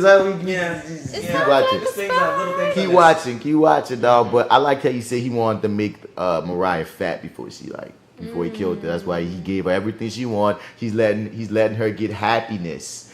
And what did she do? What did they do? Man, that's the best episodes when you find out the real history of it. But I like the scene with Mariah and her daughter Tilda. Tilda was reminding her of Cottonmouth, and Alfre Woodard plays that because she's playing the piano just like how I used to play it. She's playing his piano, playing the exact song he used to play. Yeah, which is really cool. And what you about to say, dude? I wanted to say that I want to give respect to, because remember we said this. Remember we said we were going to check in, and you said you loved Alfre Woodard's performance. I said I thought it was hit or miss here, there. I love it. In this scene, when I was rewatching it, I thought, you know what? I really got to bow down and give credit for where I didn't prior, because you can see the wheels spinning before every single line. Like she's working through something before every word. Right. It's just it's masterful. Yeah. And I didn't really. I don't know. I feel like I might have been multitask. Might have been in a situation where I might have not just been giving it my full attention. But this time around, giving it that, it really shined a lot better. And it started from when she first walked in and listened to Tilda playing this Cottonmouth song. Like it was, you could see it all in the eyes, you could see it all in the face. Like this woman, like I said, from the course of the beginning of, if you go from Luke Cage season 1 to how this whole season ends, dude, she put on a master class, man. Yeah. So she's talking with Hilda at the dinner table, and Hilda is recalling herself growing up in this house, Mama Mabel's house, the whore house, the drug house. Not drug, they didn't do drugs. They don't sell drugs. No that was drugs. the rule. They don't sell drugs. But the crime family, and she got away from it. But once again, more seeds are set, and Alfre Woodard is one of these. Mariah is really trying to sell the notion throughout this to her daughter that even though we started from that, we don't have to stay here. Our legacy can be other things. Oh, an award to worst way to enter a room goes to Shades. Shades is so creepy. Oh my god! Like, what were you thinking? This man always just pops up and just stares. Like, him in his neck vein just stares. What kind of person thinks that's a Shades good is idea? So weird. I'm just gonna stand here and stare until you notice And then how me. long was he there? Yeah, I know. Like, how long was he there? Like, you know, how many pieces of watermelon did I eat? Man? Right. Jesus. And like Mariah said, you can't be just rolling in my house no more. And he's like, since when? But I'm like, Shades, that was never really appropriate. I feel like she just started to go with that shit. You know what I mean? But it's never appropriate to just show up in someone's house. Okay, is she gonna do it? Okay, no, she hasn't done it yet. I was gonna, whatever the hell it is she did to him just now, or just going to do to him. I don't know what that is. But Oh, she touches his lips and then tastes them. Like, she's just like, let me get another taste of it. I think that was a whole. Okay, cool. I think it was a whole actor moment. Definitely. She just did this shit. I feel like the actor didn't even know she was gonna touch his lips, right? Taste it. That was like, are you trying to kiss him or you taste him? That was such a. I don't know what that is. It was a quirk. I'm low-key but it turned worked. on. I don't know what that is. I don't know what It was very interesting. Yeah. And It's that definitely a power move too. Oh yes. I think it was a power move. I didn't take it as that, but I could see it. Right. And he even said in that conversation, I'm not to help because, you know what I mean, basically she's saying, bitch, go get my money now, get this shit together because he can't let her know that Luke Cage put Cockroach in the hospital, meaning they only can deal with the Jamaicans now because, like, Luke got Arturo arrested, Luke put Cockroach in the hospital, we gotta fuck with the Jamaicans. And that goes back to Bushmaster saying, yeah, they gonna have to come fuck with us. So it's pretty interesting how, like, Bushmaster is master planning right now. He doing all these things behind the scenes. He's doing a Bane, not to the same degree as Bane. And for reference, when Bane is one of those characters that's known for breaking Batman. And in the comics, he blew up Arkham Asylum. He watched Batman for months. He figured out who Batman was. He did all these calculated things that Batman didn't even know was going on. He didn't even know that someone was concocting a plan on his ass. He blew up Arkham Asylum, let all the villains go, so Batman had to go run his body rugged. You have to run his body, you have to go crazy catching all of them. And then when Batman was at his lowest, that's when he broke Batman's back. So it was like, you know what I mean? And Batman didn't even see Bane coming. He just was being calculated behind the scenes. So as I'm looking at with Bushmaster, I'm like, oh, you Baning this shit. Like, you making all these chess moves. Like, you playing chess with Mariah, and Mariah don't even know that she's in the game. Same with Luke. So it was like, it's interesting how this character is still intelligent with his menace. And we get into this next scene with husband and wife. Misty and Cockroach give it to each other. Like, they give it to each other in these scenes. Every time I see them together now, I think of you in my head. Like, I don't know. I guess that's just how I do my media now. I just have bats in my head. Yeah, no. When I watch it now, I'm just like, yeah. Look at these little moments, and look how he's just like messing with. It's like, yeah. You guys probably have fun running lines in your trailers. Yeah, and at home. And at home. So this is like the dream job for the both of you, I bet. Yeah. Jesus, it adds to right? their chemistry. Come on. And I get you know, and the nigga getting to be a whole bad guy, a dick to his wife. Like, you could feel him having fun with this below the seams. You know what I'm saying? And because I showed you in that first episode when he got that smile at her, that I know she played off as if it was anger, but no, your husband made you smile. That just happened. I wanted to argue that maybe they didn't, or maybe it wasn't that, but then when you look at the cutaway in the next moment, she's not smiling at all. Not smiling at all. Yeah. Like, yeah, that was rude. So Misty's trying to get, he called her a bitch again. He still calling this girl a bitch. He laughing. I'm not like, dude, the Cockroach is so deliciously evil. But she's trying to get information out of Cockroach. And Faith Evans is here. Faith Evans is here, and they continue. Captain White Officer. But I mean, he was a partner from the first season. Like, he always used to have her back. He wasn't in the field detective. I guess he got boosted up. Yeah, remember? Right. Yeah, I do remember him now. He was on information and shit. Yeah. And he'll show up. He showed up. He was more of a presence. Yeah, well, less of a presence than he is now. Is it bad that I don't remember him? I only remember him. When you if you ever watch season 1 again, you're gonna see him. Because I don't remember him. Only reason I remembered him is when I gave season 1 a rewatch. I was like, oh, barely been there. Yeah. Oh, like think about times when she show up to crime scenes. He's usually the one to give her information. Right. When if it wasn't Scarf, he was the other white boy she talked to. And when Scarf died, he was the other white boy she would confide in, or she would need to cover for her and stuff. And he'd be like, don't go do that or whatever. And she's like, I'm going to do it any goddamn way. So, like, I think he was even Defenders, honestly. Like, he barely got some shine on the background. Back in the barber shop, Luke talking. In a barber shop, and worried, nervous Claire comes in. She's like, why didn't you come home? Thanks Claire for coming and getting rid of Bobby Fish. She just got here. They was having a nice little moment, man. And then you pop up. And then she caught you in the middle and you call her crazy or some shit. That's what the funny part. Like, damn, you popped up like shades. Claire did the shades on them niggas. She did do a shades. Oh, God. And Bobby Fish got the hell, dog. But one thing Bobby Fish was talking about is gonna play later how like Nike actually wants to back Luke for endorsements. And I just thought about that, like, you know what I mean, wouldn't a superhero he could get In real endorsements? life, yeah, that would definitely be a thing. Especially a beloved one. Times, oh yeah. Especially a beloved one. Because Superman had problems in Man of Steel because he was an alien. But Luke just a nigga from the hood, got some powers, people like him. Yeah. Go get that money. Get that money, Luke. So these two are arguing again. Like, I feel like they argued a lot this season. They really did argue a lot. I don't get me wrong, on this one I feel like she makes a point. She does. That's what she tells him, he was being too brutal. Yeah. And like, yeah, I've seen you know, just clunk people in the head and knock them out or whatever, and you know. But he justifies it. Yeah, he's like, yo, sometimes that's being brutal, that's how shit gets done. And I'm like, dang, okay, we got what happened to Sweet Christmas? So And much for that. one thing about season 1 is he's pretty freaking noble, like Luke Cage is. He's very noble. He doesn't even curse. And there's things that he curses more this season. Like, you really watching the job. He's much darker. He's getting darker. And the job is making him darker. You know what I mean? Because when you go to the pits of hell, you can't help but come back with some burns. Right. You know what I mean? He's in hell. He's fighting the good fight all the time. And yeah, we're gonna see with Misty and her supervisors basically giving her ass for letting Luke Cage walk, which he does have a point. Yeah, he definitely has a point. Luke Cage, okay, the no arm thing's fucking my eyes. I hate it. But Luke Cage did beat the shit out of this man, and you let him skate. Like, yeah, I like that. You're annoying, supervisor man, but you're right that time, Misty. I'm not with you. You can be as mad as you want to be, but yeah, you let your main suspect bounce. Yeah. Just bounce. I don't care if you're a superhero, nigga. You gotta be a better policeman than that. So yeah, policeman. Made me think about earlier. Earlier, me and Jay still wanted to talk to these kids, and this girl tried to correct her teacher for calling her an actor. She said, "No, I'm an actress." Trying to be da da da da. I said, well, actually, like, you know what I mean, you're actor as well. Like, you know what I mean, like actress. It's not like you call them a doctoress. And it made me think of like policemen. Like, we don't always have to call them policewomen. They all like police and shit. Right. But that girl did not like get corrected. She didn't want. She was like, no, damn it, I want to be an actress. No, I want to be.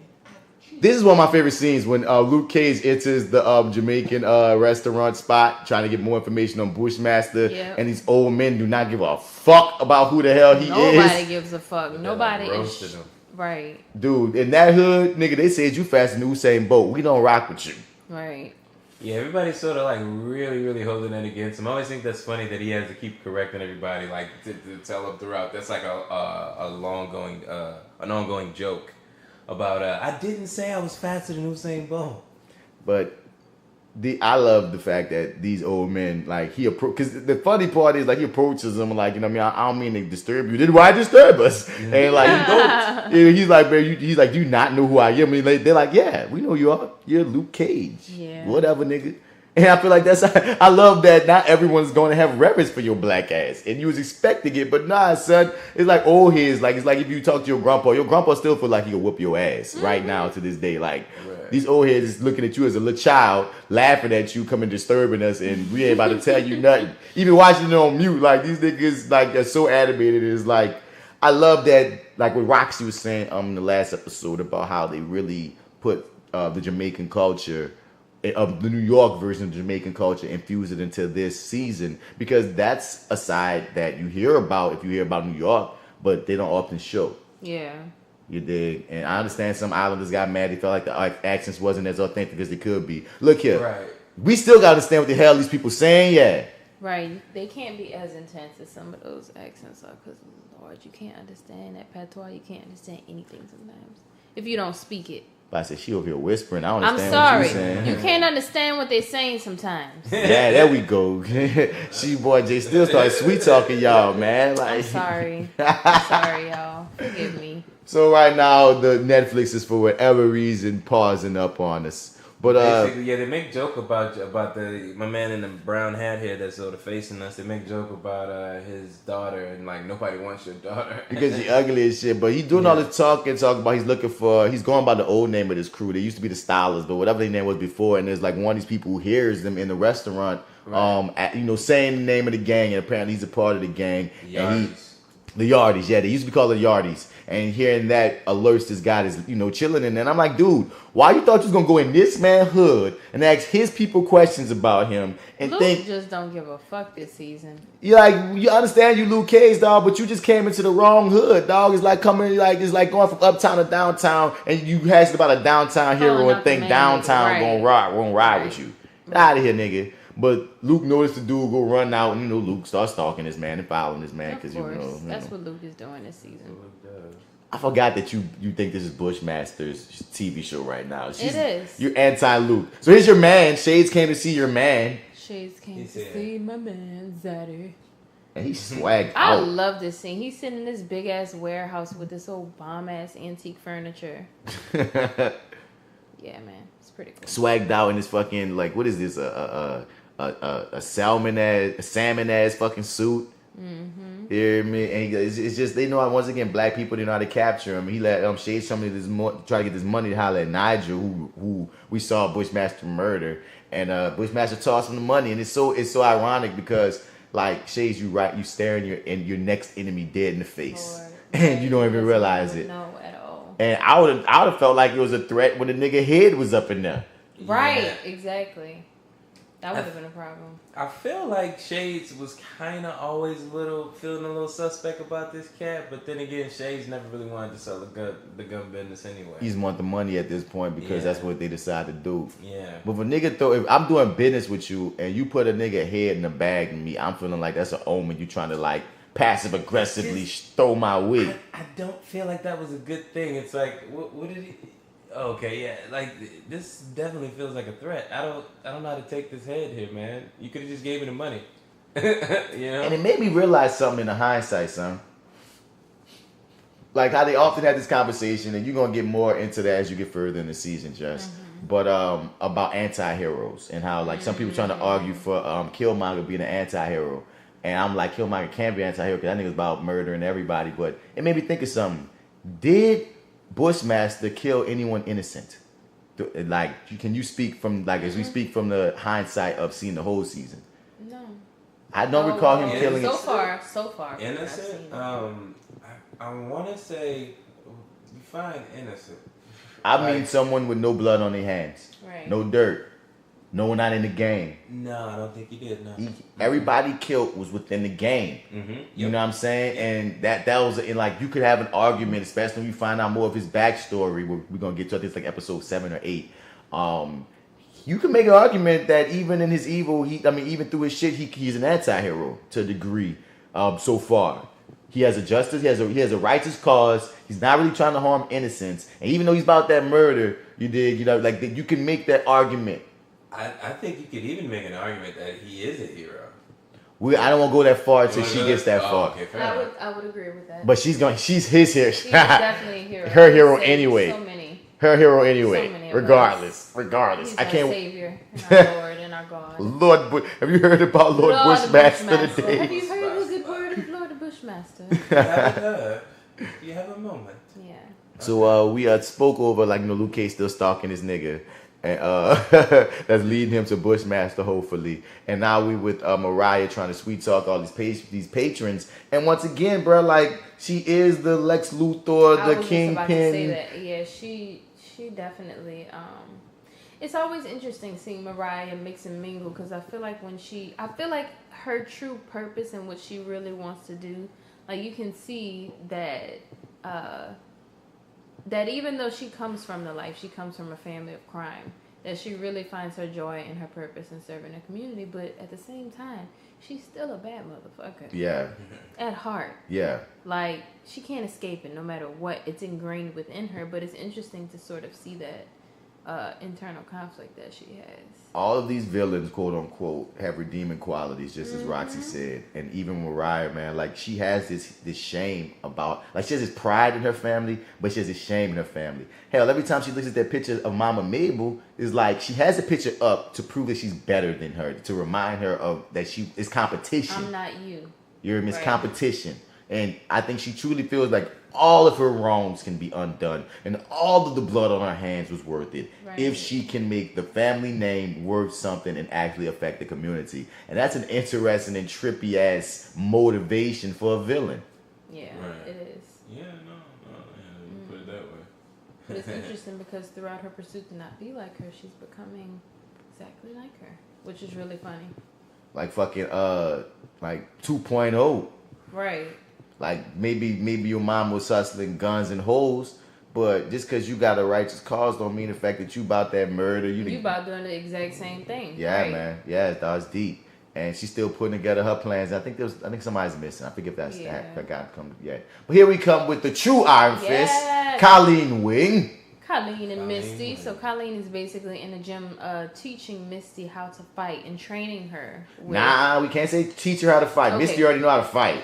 They training together. Let me correct myself. She's training her with her one arm. Yeah, helping her be balanced with one arm. Because Misty already been kicking ass since been kicking ass. Right. And I love to see they're calling them the Daughters of the Dragon in comic books. These two, this is for bold foreshadowing because when Misty quits the force, she becomes a vigilante with Colleen, and they often work with Luke and Danny, who are the heroes for hire. Sometimes all four of them are the heroes for hire. So I love seeing this, their friendship building. Like I was glad when they crossed paths in the Defenders and in I think in Iron Fist season 1 as well. But I'm glad that their friendship is building. And the one great thing is Colleen ain't going easy on this lady. Not at all. She's like, fuck that pity shit, and I love that. Yeah, and she definitely needs that. Yeah. Yeah. She's the hard ass trainer boss or whatever. She's the Mickey or the, you know what I mean? I only think of Mickey only because we're in the they're in the boxing ring, but yeah. You know what I mean? There's always that hard ass. You can do it on your own. No, I'm just gonna let you handle this all on your own. And well, we'll get to that. Yeah. But and so not just trying to center her and sort of get her into the and Missy don't take it. I like. There's a real reflection. Come to think of it, when you look at those two together, and we look at Danny and Luke together. Yeah, they're both kind of working through the same thing at the time when they meet each other. I'm not even meaning that. You're right. Okay, I'm meaning just on the level how just the chemistry, like how Luke don't take all that chi shit. This like seriously, Missy don't take all that shit. They rib each other a little bit, but they're still firm. It's like it's a very similar relationship. Like if they melded their shows together and made a Heroes for Hire with all four of them, and they traded off episodes and came together when they needed to, I'm here for it. Oh yeah, I'll watch it. I would watch that too. That sounds pretty cool. Yeah. But Colleen beat her ass a little bit, and she you taking you taking advantage of defenseless, and Colleen trying to get to see motherfucker, you ain't defenseless just because you have one arm. You know what I mean? Like which is gonna come in handy later. Oh my goodness. I mean, yeah, and I'm glad they have chemistry because they could have easily not had chemistry. And do you think at this point they're ever going to go comic book Misty being with Danny? I think it's a moot point now. Can't do it. I doubt it because I think at some point they would have built on the chemistry or some sort of real interaction between the two of them. Between Misty and Danny? Yeah, I mean they haven't have they really not really interacted with one another? A little bit in Iron Fist. Yeah, just a little. Oh, yeah. Or was it Defenders? A little bit in one of them. Defenders. Okay, Yeah, it was a little bit in one of them. Fair enough.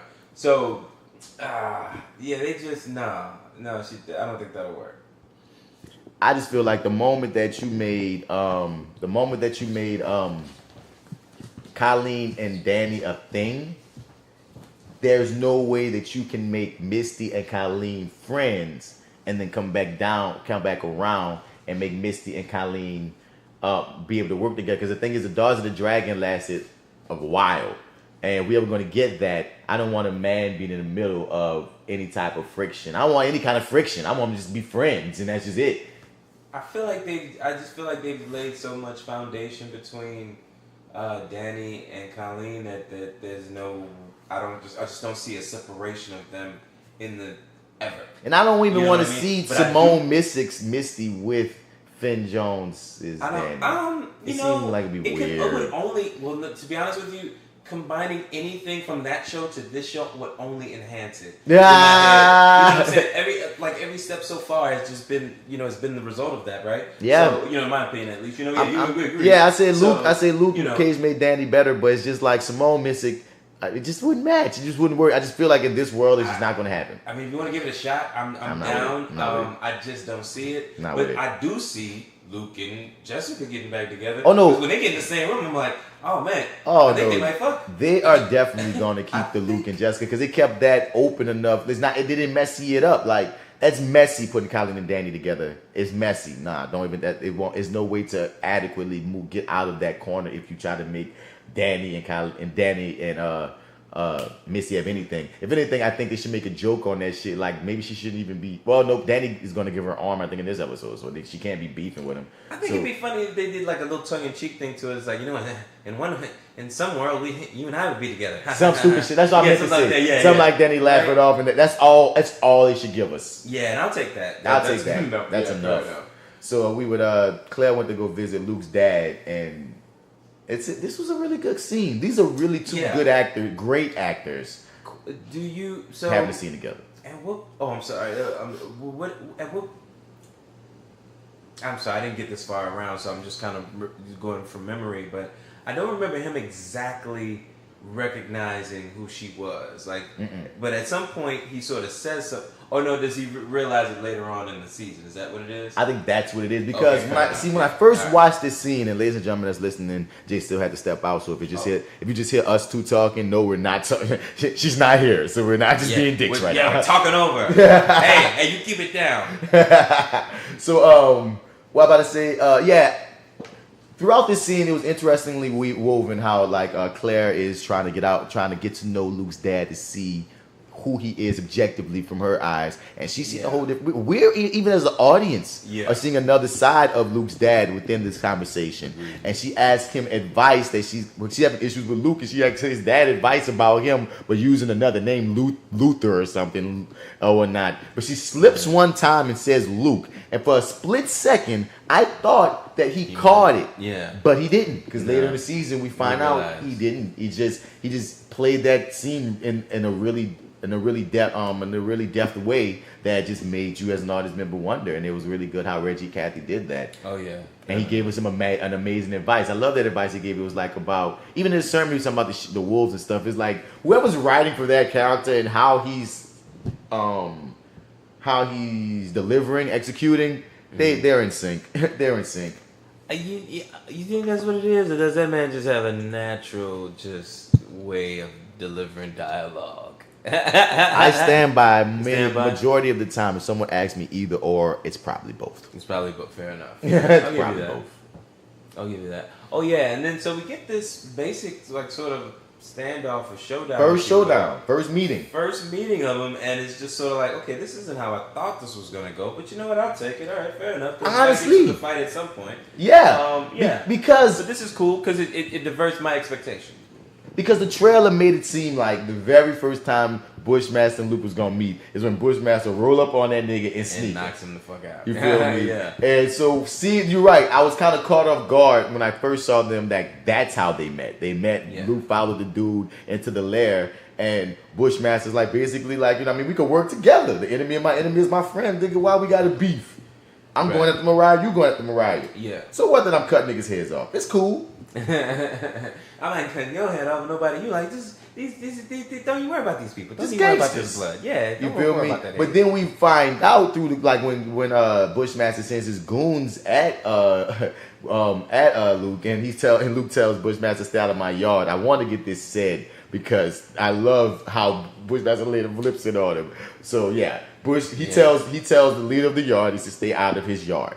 So I love the fact that Sheldon it's already a plan. Sheldon's recording Luke so Bushmaster can bang this nigga. You know what I mean? Because once again, Luke will not know in the future that this man has recorded all of his fighting moves so he can train and see how Luke fights. And Luke does not even know that this is happening. Yeah, chess he's putting on a show for him. Yeah, like Bushmaster just wanted to see what he was capable of.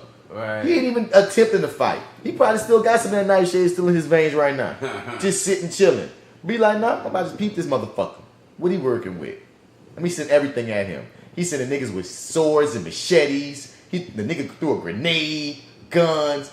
Bushmaster saying, what this nigga fucking working with? And you know when I first saw this though, having it like and coming at from the very first standpoint, I didn't catch it that way. Not until we see him sort of like watching the video, kind of moving along. Later on. Yeah. Like at the time, I'm just sort of wondering like, what the hell are they doing here? Like you know this motherfucker's bulletproof. Like, what is this achieving? Like what? And I'm like, And you know, when you play it back, it's like, okay, cool. So not only will I shoot him, will the bullets not hurt him, but they might bounce off and knock me the hell out. Because you gotta remember, Bushmaster has never seen this man before. He just keeps hearing about him. He has tested him. It's just like throwing all this shit. I'm like, how can I? Where's your weak point? You know, which is dope. Yeah, no, it's real dope to see it in hindsight. But yeah, that was a dope moment though. I love this grenade with the grenade. Yeah, Bushmaster said, "I really need to see with my own eyes what the hype is about." Dude, yeah, and that was the end of it right there though. That's it. You done so. Bushmaster took him in, and once again, throughout this whole season, it's always respect. This sense of respect. Even when he's getting under this motherfucker's skin, Bushmaster's like, you gotta give him the little teeth sticker, like, you know what? I hate that I kind of fuck with you. Yep. He vexed me. Yep. He vexed me. He doesn't vex me. You can talk again. You want him to vex you. I would love for him to vex me. Talk about what this scene is, woman.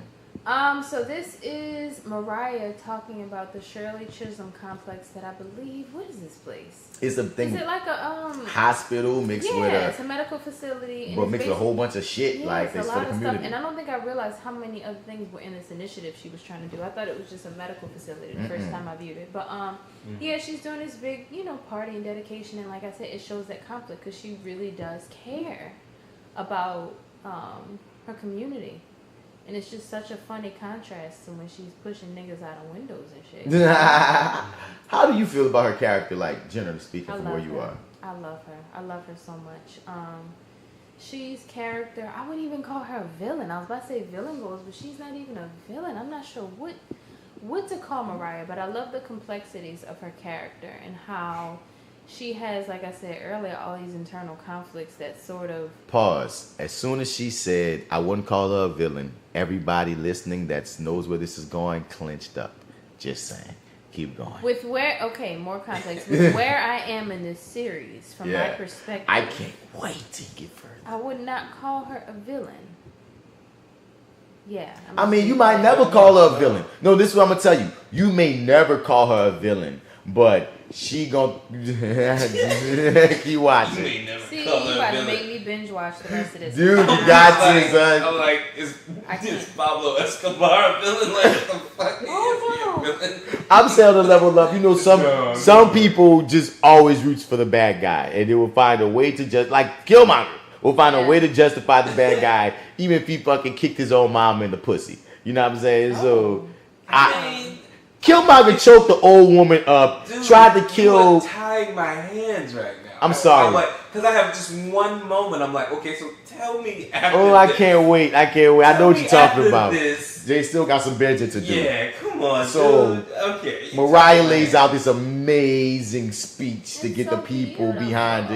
Even her daughter is like, wow. Her daughter is moved, and her daughter was the main one that, like, I guess if anybody out there watching kind of was watching Mariah with one eye open, like, we don't know what you up to. I feel like her daughter sort of represents and embodies that suspicion that those people may have. But yeah, in this scene, she sort of melts because Mariah gives her daughter a direct shout out. And at first, I thought she didn't like the shout out, but then later in the scene, in another scene, she appreciated it. Yeah. She didn't fully appreciate it. She said, "You put me on the spot, mommy," but then. When the scene went on, it wasn't like bad enough for her to be like, fuck you, you just using me. It was like, I see you, ma. It didn't look like she took it that way, though. It looked like it was more of maybe a little bit embarrassment. Yeah. Kind of like honest shock, like, wait, what? Okay. You giving me some shine. Happening. Right. Yeah. But the thing is, I thought that she was going to make some sort of big scene or something about this was going to go wrong because they kind of laid this out for us. Like, let's parade your daughter out and we're going to, you're going to say a couple words and boom, boom, and like, hey, this is how it's going to be. And she kind of just, everything was appropriate and it kind of played out exactly how you wanted to. I think because I know that the only reason she connected with her daughter is because that campaign manager chick said you need to get a better face. That I'm gonna look, because I feel like you're in her daughter's shoes and you seen your mom cut this fire ass speech and then shout you out. You might really feel like, you know what, my mama fucking with me. Like, it's genuine because there's no way for her to think that her mom would be doing that for this reason. Yeah. She's been so disconnected anyway. So true. I get it. So I love this scene with the Daughters of the Dragon wearing the exact colors that they wear in the comics. So awesome. Misty in red, Colleen in white. Really? Yeah, I can pull up the picture. And this guy seemingly is about to trying to hit on it. Okay, so this is one of the in my I don't know. I feel like what? You go ahead. I was just gonna say I feel like what's written for him isn't all that great. And, no, it wasn't. And that makes it sort of worse because now you got to deliver these shitty ass lines, and it's like, look, let me just holler at these two. All right, it just felt very out of place. I was like, where is this going? Yeah, and but I'm just like, I don't know. It just seemed real extreme too. It's like not only does he have to deliver these shitty lines, but he also just has to be like not 10 but 12. You know, on his response to this in sort of aggression level. I don't know. It's just like, well, we got to get her in a bar fight. We got to show you that she can kick ass. There's so you know, many still. other ways that could have happened except for this. This was just odd. His character, I'm not gonna lie. When I first saw him, I laughed because he was so extra. I was like, where is this going? And then I felt like it was even weirder once we revealed what his actual issue was. I was like, wait, but what if they was with it? Then right. What? Right. You know, it just was strange. Yeah. Look at this picture of the Daughters of the Dragon, and look at what they're wearing. Look at this shit. You feel me?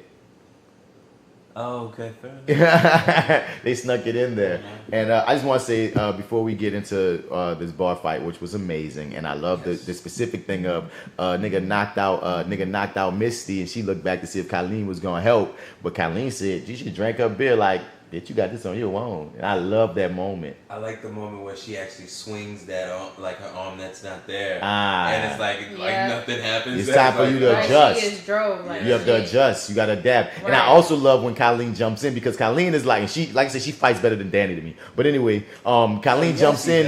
It's like, she's like, I'm going to let you work this out on your own up until they try to really fuck you up. Right. This dude broke this bottle. I ain't going to really let him fuck you up now. We going to kick this ass. But one thing I just want to throw in there, I love that character dude that hit on him. I was joking the fuck out. I can't front. Really? I laughed. I laughed. Okay. I laughed. The only problem I had is what you just said of it seemed like such a weird switch. Yeah. It went from like it's going to play it for comedy of them shooting out this nigga trying to holler. But then he really had a vendetta against Misty, and then he really decided to grab a pool stick, and he really was going to fight this woman over all this. It was so odd. And then I never thought about what Jay just said but what if the chicks would have been like, yeah, we want you though? Was you really gonna turn down the pussy? Yeah. If they would have been like, yeah. Was you gonna try to bed Misty if she was like some dumb chick really giving you play and then after you had sex or something, try to beat her up or something? I don't know where this would have gone if they would have gave you play. Right. I never thought about that. But I thought he was funny, son. I did. I just imagined when he did this audition, what did he do? Because he seemed so sleazy. They even gave him a slight S curl. It was all bad. It was just all bad. Let me dip in this conversation. It's dip my toes in this conversation. Oh my god, it was so cheesy. I'm sure that man looked at them sides and was like, man, y'all, I thought y'all was gonna rework. No, I feel like he was a nigga. He did pick that man off the street. He tried to holler at one of the producers, and she said, "Look, we gotta get this man a job. We gotta do something for this old crazy man." Yeah, because he actually had an S curl. That's what made me really. That's what made me really feel like he ain't that different off. I don't think they decided let's give this character an S curl. No, he had an S curl. They said, "Oh, perfect. We need you." Yeah, make sure you do your hair the same. You in 2018 with an S curl. So we were just talking over Bushmaster doing exactly what we said he was doing, which was watching the tape back of how Luke fights, so he can be prepared to whoop Luke ass, and Luke don't know shit. And they had this pretty cool crossover with him to Luke to Mariah, and it was like. Almost, it was different. I was like, wait, because I was thinking like, wait, are they related in some way or something? No. The way that they, like, it was seamless. The way that their faces sort of, were on top of each other, and we just ended on Mariah, and it's like, oh wow, I kind of lost where you started and he ended. Mm-hmm. But they're just showing us the three heads is fight for Harlem. Yeah. Basically, it's Bushmaster. He just feel like he just got game lock on Luke. But Luke's fighting for Harlem and game lock on fucking Mariah because Mariah's like, that's the three heads going for the same prize. Who's gonna run Harlem? And we're in the scene with Mariah and I forgot this dude's name, but for the whole time she had her Billy set this man up and basically filmed them having sex. I'm like, damn, bruh, You really let Mariah hold you out for this information. I hope she give you a fire-ass promotion. Right. God damn. And he's the guy that Piranha already was like, yeah, we need to get him to sell you guys his plastic company so you can make that guap. And blackmail, when they said blackmail, sexpionage, when they were making those jokes at the dinner table, those weren't jokes. They were real. They literally were saying, we're going to catch this nigga in a sexpionage blackmail scandal, and I don't give a fuck if you got the only black-owned whatever, nigga, you're going to give it to me. You're going to sell it to me cheap, and I'm about to make the money that you would have made. That's how I'm about to pay for my shit. And this was another one of those moments where, just like I was in before, like, well, I don't know, I keep feeling like the whole way through, it's like she had this whole plan laid out for him. Like we saw this sort of play out, I think, over like the course of the last episode into this one, right? Right. Or whatever. Or basically, like the first episode. When she first recruited Billy, she planned Billy to get this nigga. Right. And it's like it went off without a hitch. Yep. You know what I'm saying? She Yep. got exactly what she wanted. I'm just kind of like, because niggas gon' nigga, bruh. Niggas gon' nigga, dog. Like my dude D-Mac says, dog, a nigga will do anything at the prospect of pussy. And I had to laugh, man, because like even on my wall, on the wall of bats today, bro, they had this discussion, okay, you know, this chick recently in New Orleans, she just made $2 million for like a real, like for her company. For Seventy, I can't think of her last name, I think Wilson. And this one guy put up, and she's beautiful, and that offended this one chick, like, why you gotta bring her looks into, you know what I mean, she just did this amazing thing on her own, looks or not. But then another friend of mine had a back and forth with him, and about, you know what I mean, don't just blame her beauty for her achievements, that, you know, pretty girl problems, we put in work, and motherfuckers don't see we put in work type shit. So by the end of that conversation, he was already hitting on her. And she messaged me and she was like, bruh, this dude is really like shooting his shot. Like, why is it like clockwork with some of these niggas where They just don't get it. I could tell where it was going and he was going to try to shoot a shot at me, and he did it. And I was like, bruh, niggas gon' nigga. And that's the same thing with with Mariah with this dude. She knew a nigga was gon' nigga. This young pretty thing. Yep. That's what they do. That's why I was so clockwork. Like if you gotta judge, like some things won't, you can watch a TV show and wonder, okay, damn, that came off too easy. But if it come down to a young pretty chick and an old rich man, he gonna try to hit. Powerful. Don't matter. That's the ones that he probably buys. I was about to say he probably that. buys prostitutes that look like her. More than likely. And he got to get her for free. Every night, yeah. You know what I mean? Because remember, that's upper echelon prostitution. That's the ones, if you look them up, they like really like beautiful women and shit, but you paying like 20 G's and shit off the dump. Yeah, like they get in them pockets, but them niggas be rich, so they don't care. Yeah, man, we're in the wrong career field. Yeah, it would be a Mr. a pimp, like not a pimp, but like a mistress type pimp. It'll be an escort, Marty.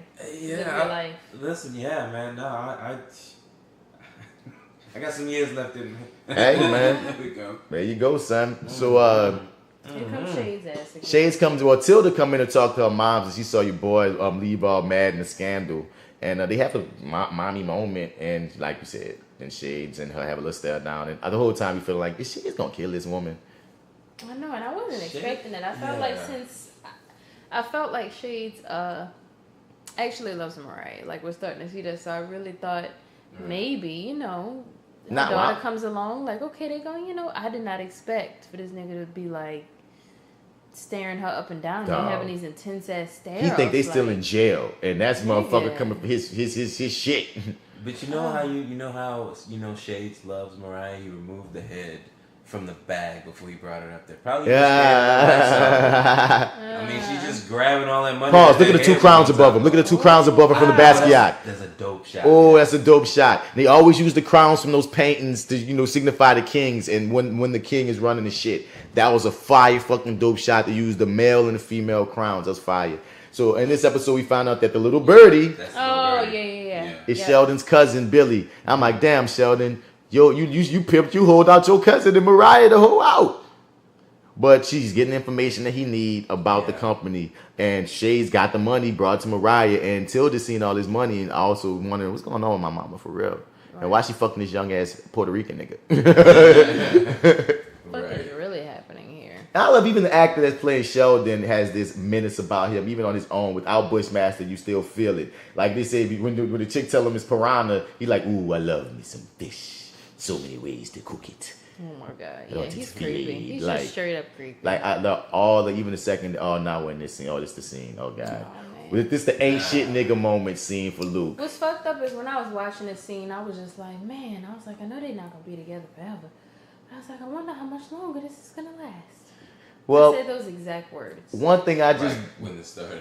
in long scenes like this, and we've noticed this from Dear White People and other things that we've watched, Black Lightning, it's so trippy how scenes like this always start off so good. And they all kissy and huggy. Think about when Black Lightning and his wife would get into it. If he sees what damn, they just was making out. Now it's like, And then fuck, it just tension. It goes all the way left. Dear White People with Sam and your boy and Useless. You know what I mean? It's like it started on this point where they was being cordial and then went through all these things. Same thing with this scene with Luke and Claire. It's like, dog, it started off with a kiss on the forehead and shit. And then we get this epic thing. We talk about the brutality of Luke. We get into racism. Yeah, so Claire is just completely concerned, and we can see her concern really come to like, And her fear. It crescendos here. And her fear. Yeah, She's she's saying terrified. she's scaring me straight up. And not, instead of taking in that she's scared, she's afraid because of what you're becoming, he once again deflects. I'm a black man in a hoodie. Nobody was talking about that, Luke. Yeah, and this is your woman. She ain't trying to attack you. She know you a goddamn black man in hoodie. She saved your life a couple of times, motherfucker. Right, son. But he went to the racist route, and she was like, my nigga, I'm half Cuban, half whatever the fuck, dog. I had it all in my house. I know racism. Afro-Cubana. So she black and she Cuban. And you know what I mean? So in her own family, she was saying, and I'm like, dog, like, but some of this shit was like, dog, y'all just feel like having this, like, discussion about race in this show right fast. And I ain't really mad at it. But I see y'all. Because some of Luke's deflections, then he get into not all men territory of, I'm a man. Right. And the man is angry. So you got to let men be I angry. gotta express my anger and let it out and hit shit. You hear me? And he says this line about, as a black man, either you gotta be the nigga or you gotta be the docile person. And that's something I never would have thought I would have heard Luke of season 1 say. Especially after giving that one dude that speech about Crispus Attucks and calling him a nigga. Yeah. See, that's what I'm. Yeah, man. Yeah, this is a very different Luke. This whole season, yeah, it's just sort of like this is a new guy, man. This is Sweet Christmas is out the window. But he says it. He said, if I got to use the language, if I got to do the things they do to stop them, I'm willing to go there. So this is basically, we're watching corruption happen to our lead character, but they're being subtle but direct. Yeah. Yeah, okay, let me leave it there, yeah. But anyway, yeah, this... And it's some bullshit. He keep on saying all these ain't nigga shit. He You just can't keeps choose. attacking You can't her. choose what part you like about me, baby. You gotta like all of me. I have to be down with me, be down with all of me and none of me, bitch. He has so many ain't shit nigga moments in this one scene. I was that's what I was wondering, man. Because I'm like, is he just like giving all the bullshit lines right now? All of the Tyler Perry movie lines. Yeah. All of the dark-skinned brother character in the Tyler Perry movie lines. He has them all. Tyler Perry has a writing credit on this episode under another name. Dog, because when he gets to that moment when when Claire bring up his dad and they're going back and forth, Claire keeps saying you can't justify your bullshit with other people. Stop deflecting. Stop blaming other people. He keep doing it. And he flipped the fuck out and he punched the wall. And then he come, oh baby, you know I never hit you. You get like it's every last one of them, dog. Oh, you know I love you, baby. When he leave it out, baby, please, can we talk now, baby. Yeah, man. I'm not gonna lie to you. I kind of. It's like, well, once we get to that point where he hits the wall and stuff, it's like I know what's gonna happen now at the end. Like now the fight's gonna come. And it was because amazing. You're gonna be at your lowest point. And this is one part where Claire makes a distinct decision to keep picking at the scab. He says, "Don't bring up my dad." Do blah blah blah, and she looks at him for a second. She don't say shit for a minute. You know what I'm saying? She take a little. She sits on it. She had an actor moment. Rosario Dawson had an actor moment where she looked at the carpet and like wiped something with her foot that you would never see. That's how you know it's not like the script said wipe the carpet to do it stuff. She did this little actor moment, took it, and I enjoyed it so much. And then she went at him again. You heard me? I forget what she said, but she went at him again. I spoke with your father today. Boom! She dropped a whole nother. Well, nigga, oh, you want me to talk about him? Word. Well, guess what, bitch? I spoke with him today. He's not as bad as you think he is. Defending him. Knowing I hate this nigga. You gonna come in this bitch and defend him after you know I said don't deal with it? Luke ain't shit. You and my daddy having secret meetings now? Oh my God. Secret daddy meetings? I don't like that. So, you know, Luke gets mad and punches the punches wall. the This fuck nigga out the punches wall. the wall like 5 times. Yeah. I can see one punch like, oh damn baby, I'm tripping. Let me go take a walk. Nigga, 5 punches, goodbye. And it goes back to what you said, when you enjoy the stumping, you have a problem. Yeah. He's kind of on a downward spiral, you know, full tilt boogie right here, right now. He is on a downward spiral. He might start whoring himself. Maybe. Well, I mean, you haven't seen the whole thing Oh, yet. God. Oh, no. I really hope it doesn't go that way because I'm going to stop watching. And Claire said something, man. She said, I need time, I need space, I need the ocean. And that was a nice line.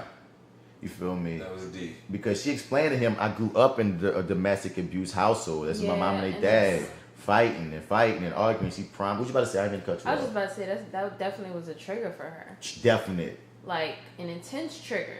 That brought up some emotional trauma that basically sculpted and molded who she is. Like that is not something that he could come back from. So. She decided to be a nurse because she wanted to heal people. That's what her whole character thing is, to heal. And she seen this man destroy. You know what I mean? And like you said, it's a definite trigger on top of the fact that you have superpowers. So if you ever did lose your temper, and as you say, all these ain't shit nigga moments, and ever did accidentally hit me, I'm dead. Lord, then I gotta remember this is Claire's house. He punched a hole in her. Oh no. Her mama house. Oh no, fuck you. And she explained to him, I would never do that. What you saying, my dude? Oh no, I was just gonna say that we always kind of know that, or at least we figure that there's gonna be a breakup between Claire and Luke. That relationship is not gonna last forever, right? Right. But is it bad that I almost kind of wished that they had killed her? I'm the opposite. Breaking her. No. Having them have this emotional break. I'd rather this. I'd rather this, dog. Because I watched this, dog. She had an air of death about her for this whole season for me. So I was like, they keep on talking about how much they love each other. They keep fighting, all these things. She's nigga Mariah and threatened her. I'm like, they gonna kill Claire. And that's gonna be something that Luke gonna put on himself. But that happens so many times to make the woman fodder just to push the male narrative. And I'm like, I don't want her to just be fodder. I'd rather her leave. Okay. I'd rather them have a natural relationship breakdown. And it was still able to speak. I do feel bad for him, but it still was able to speak towards a topic, which is, you know what I mean, even if you don't hit the person, once you see it early, she did something. That was a move for some people that they can't do. That's definitely a heroic move for her to see that behavior and automatically say, From nah, dump. I'm not okay with that. From dump. You heard me? What? And I'm gonna give you more chances. Like, no, there's certain things I just know from dump. I'm not about to water this seed. And it's trippy that it was the hero. And Mike Coulter did really well in this scene. And he hits her, even when he leaves out with, I love you, remember, we can talk tomorrow. The lady already said she don't want to talk. She already said, I need some ocean. Ocean. You can't come back from it. I need some ocean. You bought this coffee, I want this ocean. I like, Luke, she gone. Go find Jessica or something. Moments when you fucked up and you got like a couple ways to play it, and it's like, he's like, look, man, I'm gonna remind you of the love. I'm gonna keep, you know what I'm saying? Like, listen, we will talk, okay? No, just sleep. Can we talk now? You're gonna feel different. You don't Can we talk now? talk. But she said, nigga, no, we can. I've been trying to talk to you this whole time. She said she want the fucking ocean, my nigga. They got the oceans in New York. They got the oceans in Harlem. A woman tells you she wants the ocean. And you in Harlem, nigga? It's a wrap. If a motherfucker ever say that they want some, hold up, the best part of the show is coming up. Yep, this is. Boom! Oh God. Luke gets cold caught. Oh, nigga stole all them. I thought it was a boot the first time I saw this shit. Nigga uppercutted this man. Stands over him smiling. You told me stay out of your yard, but Harlem's not your yard, boy. It's mine. Oh, the episode goes on. Woo! That's the best part of the episode. That makes the episode. You know, now that I'm watching it like this now, it's like they almost kind of make Wishmaster like the fucking, you know. He's the good guy, man. We've been telling you this. Come to our side. He's just a G. That's all. I can't call him a good guy. He's a G, dog. Like, he's that character for me.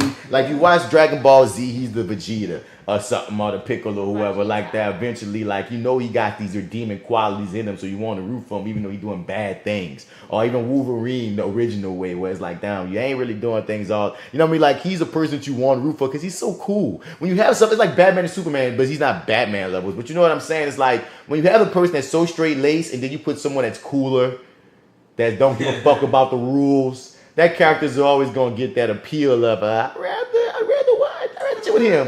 I think I want to fuck with Bull, you know. And at the top of episode 4, which we're gonna get to next week, that whole fight, I'm on Bushmaster's side though, because he was talking primo shit.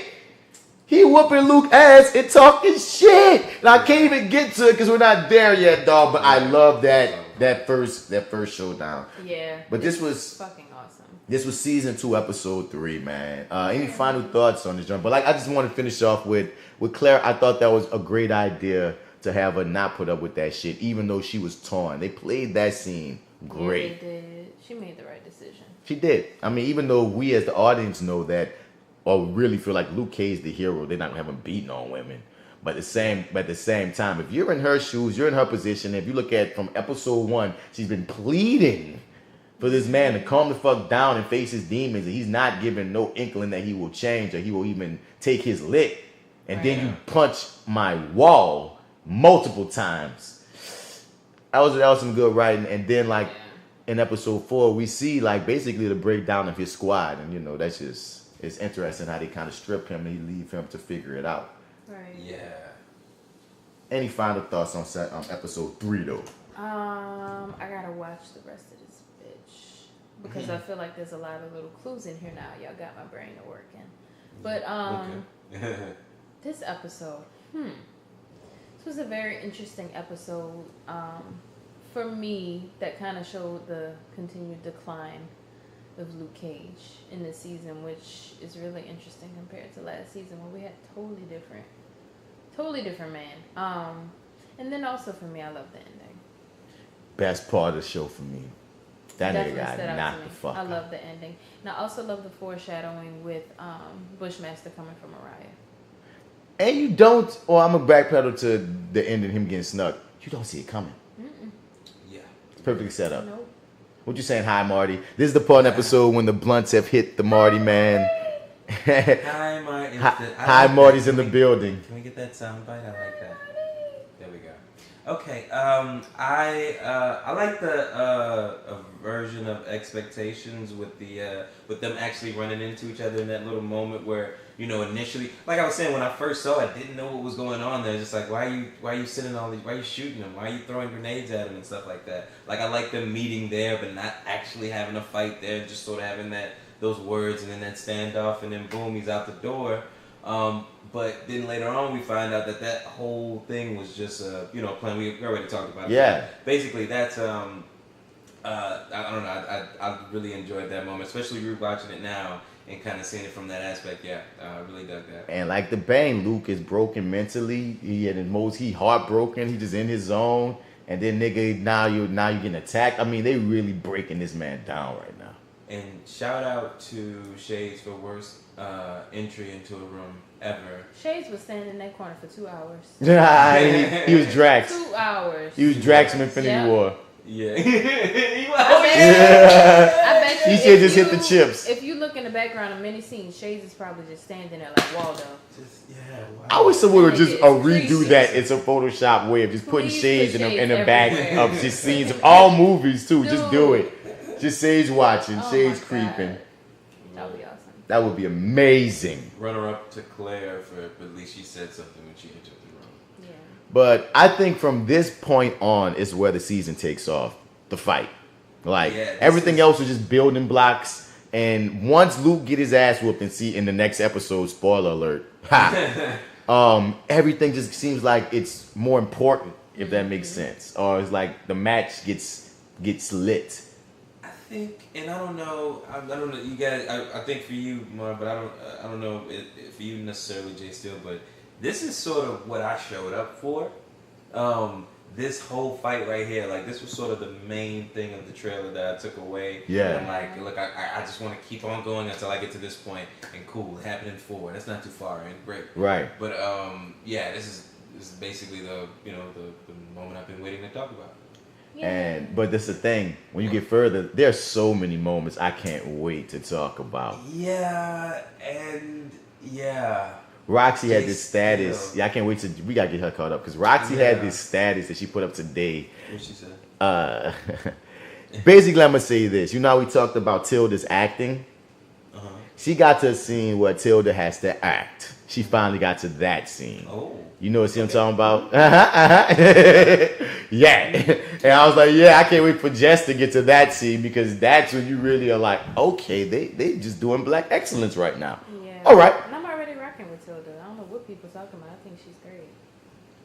We will talk more about it when you get to it. So Okay. So once again, send all your emails to reviewingdat@gmail.com. We are the Reviewing Dat Show. This is that actor guy, Mr. Bats. You can find me on all your social media platforms at Mr. Bats. Spell that Mr. out or you ain't gonna find me. And for this week, for this episode, man, I'm outie.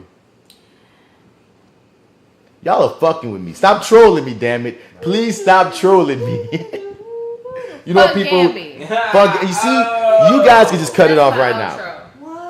You can cut it off. Go ahead. Jeez, why are you standing in that corner? I'm scared. Mariah, why are you hanging out with your daughter? I just swore Diamondback would have taken Gamby's place. I heard you like white men. Yeah, you want to be a funny man, don't you? Hey, Carl. Oh my God, no. And our daddy always liked you more than me, but he loved If my I was mama. his daddy, I would have abandoned him too. Who are you, woman? I am Jay Steele. Hi guys, I'm Jay Steele. Thank you for listening. You can follow me on Instagram at IamJaySteele_. You should also follow me on Facebook at Jessica Elizabeth Johnson. That's my real name. Mm-hmm. And then you can also go like my filmmaking page because I'll be writing and making films at Vray Films on Instagram and Vray Films on Facebook. That's VRAIE. It means real in French. I mean, real. Then also go follow my food blog, Fat Girl Nola. Plug that at shit. Fat Girl Nola on Instagram. Mm-hmm. Also on Facebook at Fat Girl Nola. And go read the full blog and all the articles at fatgirlnola.jimdo.com. Be blessed. I don't know. You better read that resume. And I need people I wanted to throw out this, like Jay Steele, she in the past, she likes to fuck with people who say be blessed. With an ED, without the ED, Fuckers. and she likes to troll them. Yeah. But I often wonder, like sometimes, like you be trolling them and you put "be blessed" at the end. I wonder if someone that doesn't know that you're trolling ever thinks that you're really. They think that like we're like friends now. Like this No, not think that like we're friends. That think brotherhood. no. That I wonder if people think that when you put "be blessed" up there in jest, that they think that you really think. I don't think so. talk Because like that. usually it comes after a really asshole status. All right, I can feel that. I don't think so. And if so, then you need to be punched in the face like Oh. a cage. Yeah, it's, for people listening, it's not be blessed and it's not sorry for your loss or whatever the fuck they be Just saying. don't fucking talk if you talk like that. Sorry. Stop being mean. What's up, Marty? The other Marty. You can find me, Marty, MARTY Edwards 504 on Instagram, Twitter, and Snapchat. You can also find me on iTunes, Stitcher, Google Play Store. At the pod. Sorry, Marty's high. Hi, Marty. Oh man, I love that sound. Okay. My podcast, Your 30 with Marty and the Arrogant Observer. You can also go to lowrainpictures.com.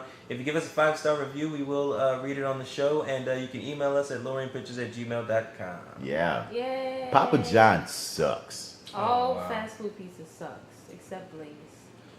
Papa John's. Nigger pizza, nigger ingredients. Nigga ingredients. Everyone shouts out to River Smith. Though he had one of the funniest statuses about it. It was something like he flipped the thing with the Apple Jack in him. But anyway, yeah, I think that's it. I think that's all, man. Either next week you're gonna either hear Ant-Man and the Wasp or Luke Cage episode 4. I'm not too sure which it is, but thanks for listening to the Reviewing Dat Show. For this week, we out. Do